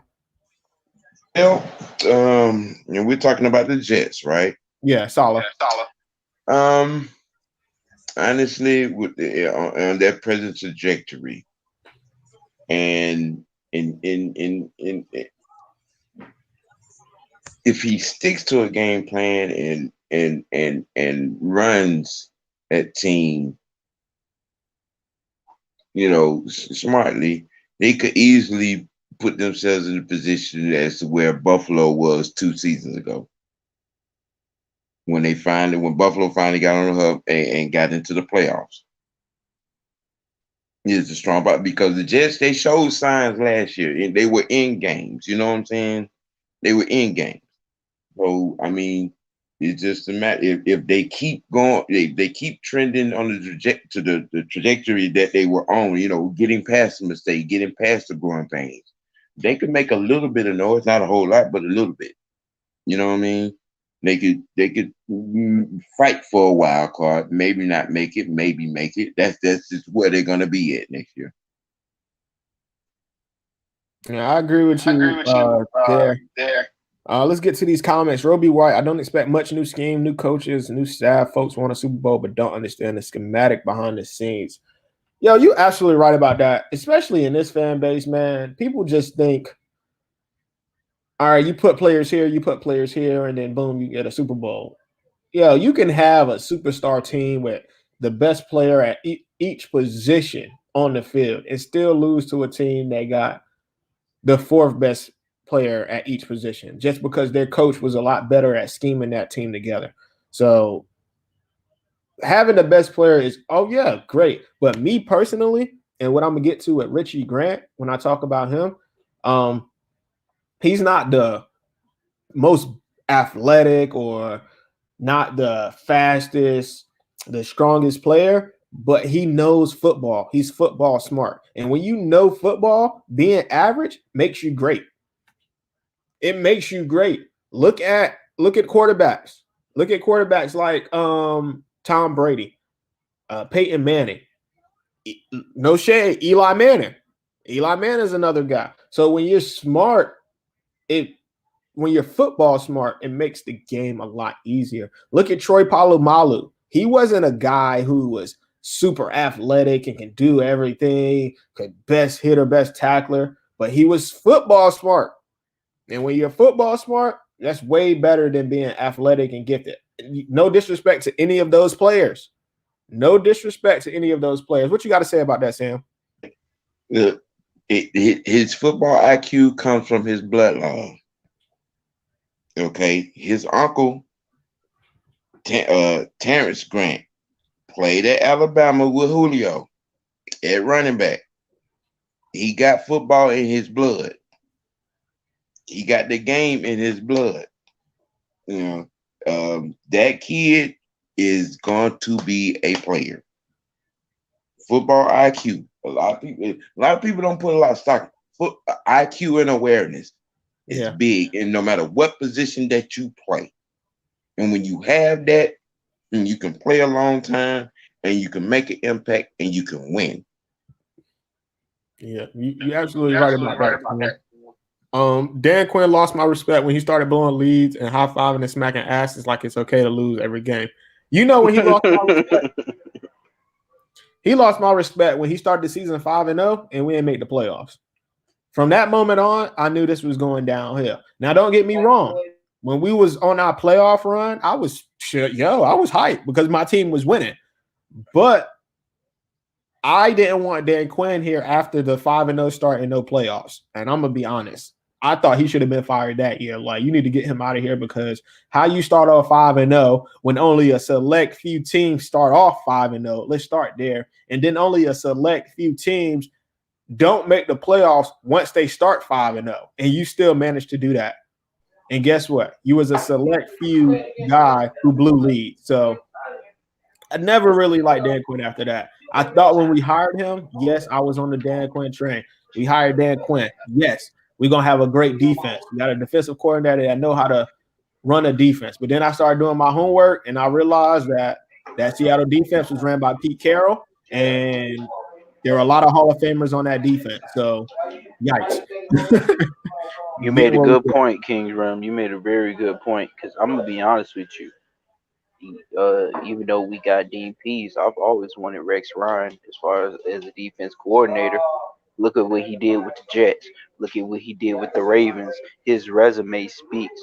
He's either had an overall top 10 defense or had a top 10 defense in turnovers and making those key stops on 3rd and 4th downs. You're absolutely right about that. Go ahead, Sam. Well, Dean Pease comes from that Buddy Ryan system, and that's number one. You know, it is you people just have to understand coaching. that's just it. And this new regime has that. You look at Smith's background, you look at Pete's background, and look at what they've done in putting together this staff. It's not a game, man. It's not a game. It's not a game. Yeah. These two guys here and wanted to be here. It wasn't that they wanted a chance at coaching the team. They wanted to be here. They wanted to be here. Yeah. I agree with you there. Like you said earlier, we know Dean Pease wanted to be here because he came out of retirement. And like you said, ATM, I was on the Rex Ryan train when we was looking for coaches. I was big on that. Yeah, we need to get Rex Ryan. But that was my dream, just for the simple fact of I didn't think Rex Ryan was going to get off the booth to come coach us. I didn't think he would do that. But if I could have chose the head coach and Arthur Blank came to me and said, you get to pick whoever, and whoever you pick is going to come, I would have chose Rex Ryan. He would have been my guy. But they said that we took too long to hire him, so that's why he went to coach the Bills. So you had a chance to get him. Yeah. We were supposed to hire him over Dan Quinn. From my understanding, we were supposed to hire him over Dan Quinn, but you see how that worked out and see who we chose. And we were supposed to get Gary Kubiak. Thomas Dimitrov couldn't wait and gave us Dirk Cutter again. Dirk Cutter. I think that was, like I told people at the beginning of the year, this was I know what he can do, so let me go ahead and just put him in, and hopefully we can get what he used to do back. But his offense is so outplayed and outdated that it didn't even really matter. Go ahead, Sam. The whole Cutter situation, okay, number one, that came about because Dimitrov let Matt LaFleur get out of town with Shanahan, and we didn't have no backup plan. That's what all these last 4 years have been, because we didn't have a backup plan. You let Shanahan take LaFleur up out of here with him. And to the original point, I was down with Dan Quinn in 2017. Yeah, that season right there, I was done with Quinn then. Why was that?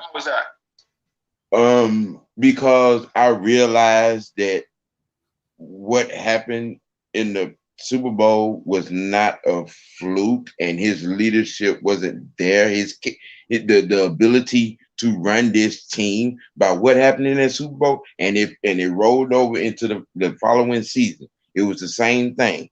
You let this man call these nothing, you know what I'm saying? What's the word I'm trying to use? Diversity to his play calling.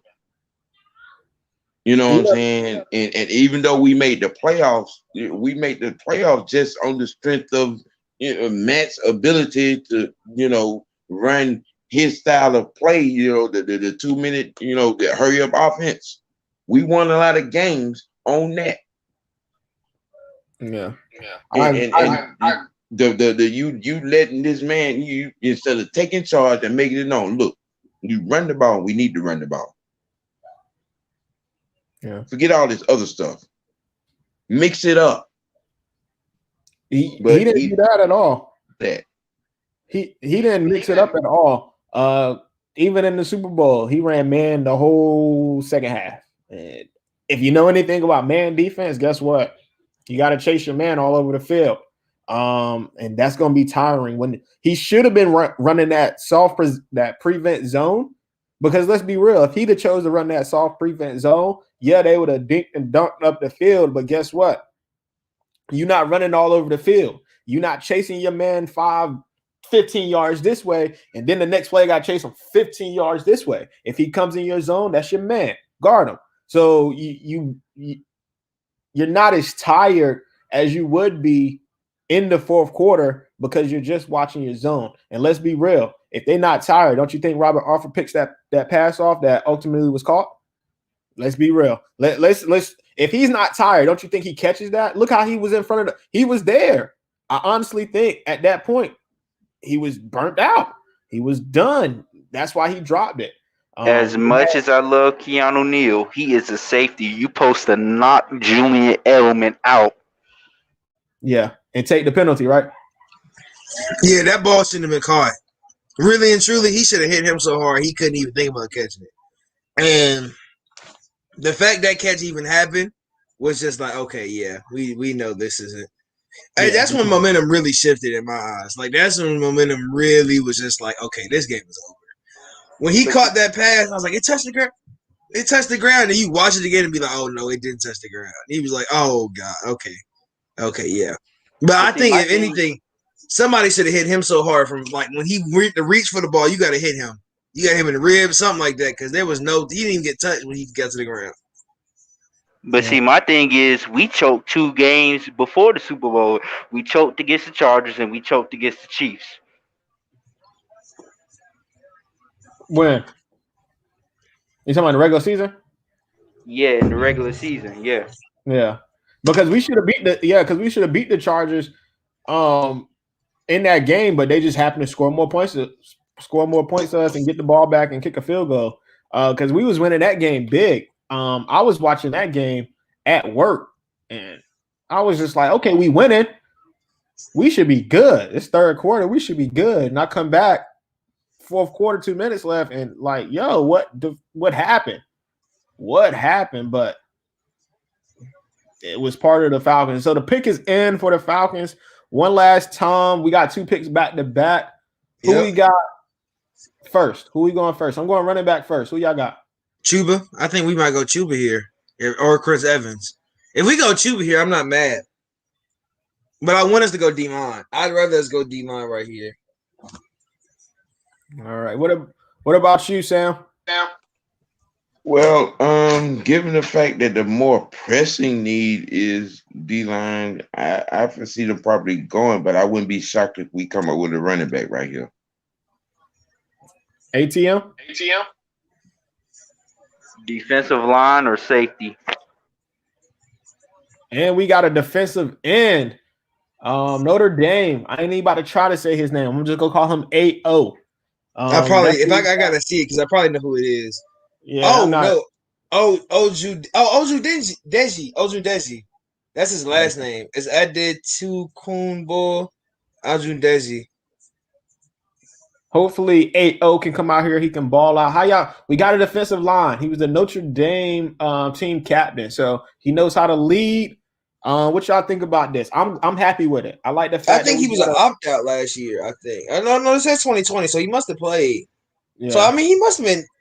I don't know how he played. I haven't watched his tape. I have to watch his tape. Like, I got Darren Hall's tape up. I'm gonna definitely watch his tape now. Yeah, I mean I'm fine with it. Yeah. What about you? How you feel about it? Hey, I feel good about it. You know what I'm saying? Whenever you build the trenches, and hey, that's where the dirty work start at. Whenever you build the trenches, hey, that's always good. So I ain't mad at it.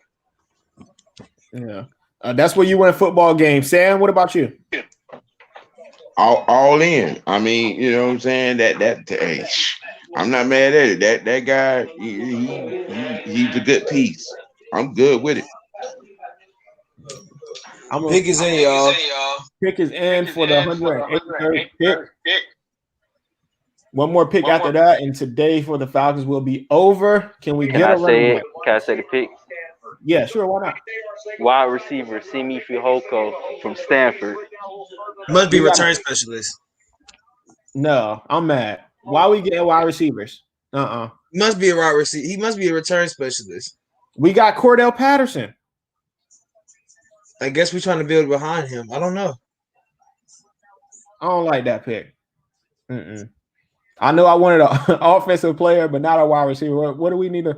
I'm gonna need somebody to explain that one to me before. Well, I don't know. Is he our pick, or is that they're going back by picks? I don't think he's the pick though, because it doesn't say it. I think they're behind with the highlights, so I don't know if he is the pick or not. All right, so we're still waiting on the pick. Let's see if the comments will let us know. I love it. He a dog in the trenches. Okay, he's talking about the D lineman. Odin Edgy or something like that. I can't say. I know how to say it because I've heard people say it. It's hard to say. Don't ask me. I'm gonna be honest. I ain't the best guy when it comes to names. I forget my own name sometimes. I just hate because of his name. Because of his name. I like that. Yeah, I guess it was a wide receiver, and Patterson is listed as a running back. Yeah, but we all know Patterson is the return specialist for this team. He's going to play a little bit of everything: wide receiver, running back, kick return, punt return. I don't know if he'll do punt return, but I'm pretty sure he'll do kick return. This is the selection. This is the selection. Oh, we got a cornerback, Avery. From where? Boise State. Avery Williams, Boise State. I like it. Okay, so we got another corner. I like it. Can't have that was my bad. You good, bro? I have something to tell you about Darren Hall. Darren Hall, his brother, his coach, J Hook. His coach is what's his name? His coach is the brother of our cornerback position coach. So they know each other. So he basically really just went from brother to brother. So it's a lot of connections between a lot of our players and stuff. A lot of our players we picked, y'all. So I'm excited. Fihoko went to the Cowboys. They wanted to. Why did they get a wide receiver? I don't know. Amari Cooper, CD Webb. I guess you had him. I don't know. That's a weird pickup for them. Unless he's gonna be a return specialist for them. So we only got one more pick left, right? Yeah, 187. And we are at 184 right now. Yeah, we got 3. We're the starter. We're like right in the beginning of the 6th round. Exactly. So Sam's back. Burner's gonna hold it down. I'll see y'all tonight, Kings Realm. If you rock with basketball, come check out the best basketball post game tonight. 10:30 p.m. We go live. We're gonna talk about these Hawks getting this dub. I'll see y'all tonight. Love yourself. Be safe out there. T, do your thing. Hey. All right, so. All right, King. Ogundesi, yeah, Cookie. Thank you, Ogundesi. Hey, I ain't gonna lie. We just drafted 2 cornerbacks. I feel like these are Dean P's pick because he likes to utilize the secondary a lot. I feel like Dean P is behind this. I was saying that. I said I wouldn't be surprised. Arthur Smith is the head coach, but I said I wouldn't be surprised if you see Dean Pease in the war room anytime. In these next few picks, I wouldn't be surprised if you see Dean Pease sitting in there because he's gonna get guys he likes. AJ Terrell is gonna be here. We know AJ Terrell is cornerback 1, but these guys behind him, AJ Terrell is a dog. He's gonna use AJ Terrell in a different way, bro. AJ Terrell is going to turn to a blitzer. He's going to be a coverage guy. It's going to be ridiculous. Then you got Hall, who is probably going to be – he might be QB2. Really into – we got Fabian Monroe this year, but he's only on a 1-year deal. Right. So I think we're trying – and Darren Hall is probably going to be QB. And then the new guy, the guy we just got, So I don't. Is it Avery Williams? I mean, Yeah. I don't know. They drafted a fullback. That's crazy. It's 70 inches. Avery ran like a 4. Oh wow, he's fast. Ogundeji, yeah. Avery has played running back as well, so he might be a hybrid in retirement. Okay, but they have him listed as a corner, so that's the thing. He might come here and just twist positions. You never know. You go ahead, Sam. Talk about him. Hey, well, with DMPs, like you said, it won't be a shock. I mean, because right now at this point, I mean, that's what we dig into his side of the ball. So this pick and the next pick is most likely is going to be what he wants. Yeah. Because of his style of play, his scheme of play, and the diversity and the many different multiple styles and formations that he uses. Yeah, that's the thing. That's a good thing for him though, is that this draft was good, bro. We got one more pick, and this draft has been good. This has not been a bad draft, man. I did not expect Jamie Newman to fall this far. I really didn't expect Jamie Newman to drop this far. I like the draft, man. I'm excited for the season. Yeah, we won't get OTAs, y'all. So for FILA, we're definitely gonna have a coverage show. Talk about the picks we got. Me, King and Donald do 3, and then I'm gonna do 3. We're gonna split them up. Yo, I will say we're not having voluntary workouts. They already announced that Atlanta is gonna be a team to opt out of voluntary workouts. We probably have online OTAs, so we really won't have. We only won't get a lot of news out of that stuff. We might get some rookie workouts, but we're not gonna have a lot of we're not gonna have a lot of Falcon stuff till like July, y'all. Just to be for real, like we gonna have baseball, soccer, and hopefully the Hawks through June. So, I mean, this is just gonna be crazy. It's gonna be cool, but it's gonna be anxious. This is an anxious time now because everybody wants football, and we're not getting in Georgia. Georgia's not gonna be up till we probably won't get Georgia news till September. Until summertime, really. Not even summer though, because you don't get a lot of college football stuff till about the season starts. So we'll see. That'll be cool. It'll be cool to see. We drafted Giannis. That's hilarious. They made Quiddy Payne a Black Panther. I like that. How do y'all feel about? I've been talking about this. How do y'all feel about like this whole theme for the draft this year? How's it? I feel like I like the colors and the superhero theme and all of this stuff. Yeah, the presentation was on point. I really liked it. Yeah. I think it was good because we finally had fans back this year. It wasn't like last year where you had the people on the screen. It wasn't a lot of excitement. Last year, it really wasn't. I don't know. I just feel like this year just made it a lot better. But it's just the fans make a difference. You know what I'm saying? Yeah, they do. It's about as close to normal as we've had in a couple of seasons. Pretty much, with the whole, pandemic thing. This draft is it's a lot closer to normalcy. Yeah. Which gave it the excitement for me, So are y'all gonna go? Are any of y'all going to games this year? We will be at full capacity. So that's what they've been expecting. It will be at full capacity. So, I'm not sure. I want to go to one. I'm not sure. Well, wow, the Jets got Hamza and the Zero Dean. I was just talking about it. Just picked them up. Wow. That's crazy. He looks good though. So we are next. We are on the clock. Where do we go? Running back. Running back. You think this is where we go? Running back. We've gone everywhere else. I say I say it again, Samuel. Either the trenches or safety. You can't go wrong with defense or or that offensive line. Hey. I would like. I'm liking. I want. I know this is. I still want a one tech. So I really still want Kyrus from Me BYU. too. Me too. But I look at it like this: if we don't get a one tech, then Deidre Sanat gets a fair chance now. Yeah, he does. Marlon Davidson gets a chance too, man. He does. I think he's gonna be. If we run 3-4, he's the strong side in the Hawkins from Lou. Yes, sir. Running Right. back. Yeah, O-line coach. Coach Tim.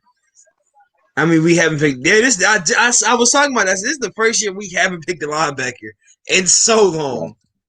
Right. This ain't been this. We done drafted a linebacker almost every year, man. We don't need another safety, in my opinion. Why do you think that, Robbie? I mean, we don't have like the roster next year is gonna be young, except Matt and Julio. Most of them are still young. Sanat needs a fair chance. Yeah, I think so too. I really do think so. Inside linebacker. Well, with the draft pick included, right now we have 3 safeties in the room. Yeah, really. We have 3. So if we want to back up 3, I mean, but I don't think that's really a safety. Who's the 3? We picked. So we picked up Hooner, who used to play for the Patriots. We picked up the kid Davis We got Eric Harris from the Raiders. From the Eric Raiders. Harris, that's the one from Raiders, and then and then we just drafted Grant. Yeah, our selection is here. We selected wide receiver. Darby. Yeah, he's a return specialist. Okay, that's what Don said. You get a return specialist in the 7th round. Right. Yeah, he's a return specialist, so I'm fine with that. Yeah, Grant. So we got 3 in there. We have 3 in there. So, with that, we have our. I think we'll stay till after New England, but we have all our draft picks. We are done with the draft this year. How do y'all feel? Is this an A+ draft, or are we still at? I'm still at an A. I think. I'm still at an A. It might have would have been an A+ had this last pick maybe been a running back or another defensive lineman. Because I'm on the fence with that pick because as deep as the receiver room is and all that speed that's in there, I'm quite sure if you planning on taking Cordell Patterson off the return and using his running ability in the running back room, I mean, with Powell, with Zacchaeus, all that speed, I'm quite sure one of them could have got back there, and returned the ball. I don't see I understand it, but I don't see why we went and picked up another receiver for return ability. So, how many years did Cordell Patterson sign to? Because if it was only 1 year, then I understand why they did this.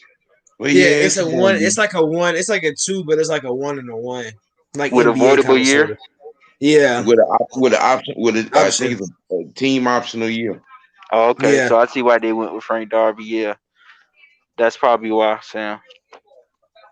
That's probably the main. That is probably the main reason. I feel like that should be the main reason why we did that. Falcons have. Oh yeah, we still do have Jalen Hawkins. So we haven't seen Hawkins either. So he deserves a shot too. I give it an A. But we got a lot of dogs ready to work. Yeah, I think so. I mean, it's no A+, but I say B+.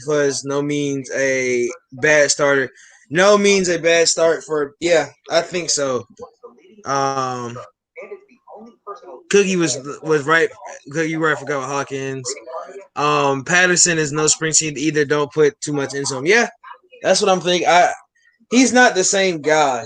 We'll say that he's not the same guy that he was, but he still is a return specialist. He's still gonna be able to flip that field for you. But with that, ATM or Sam, y'all got anything y'all want to plug?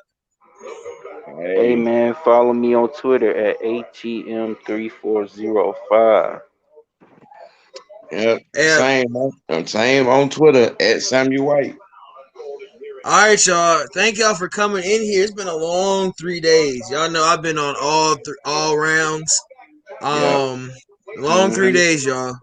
Have fun though. Really a fun time. Right. Thanks for having me on the show.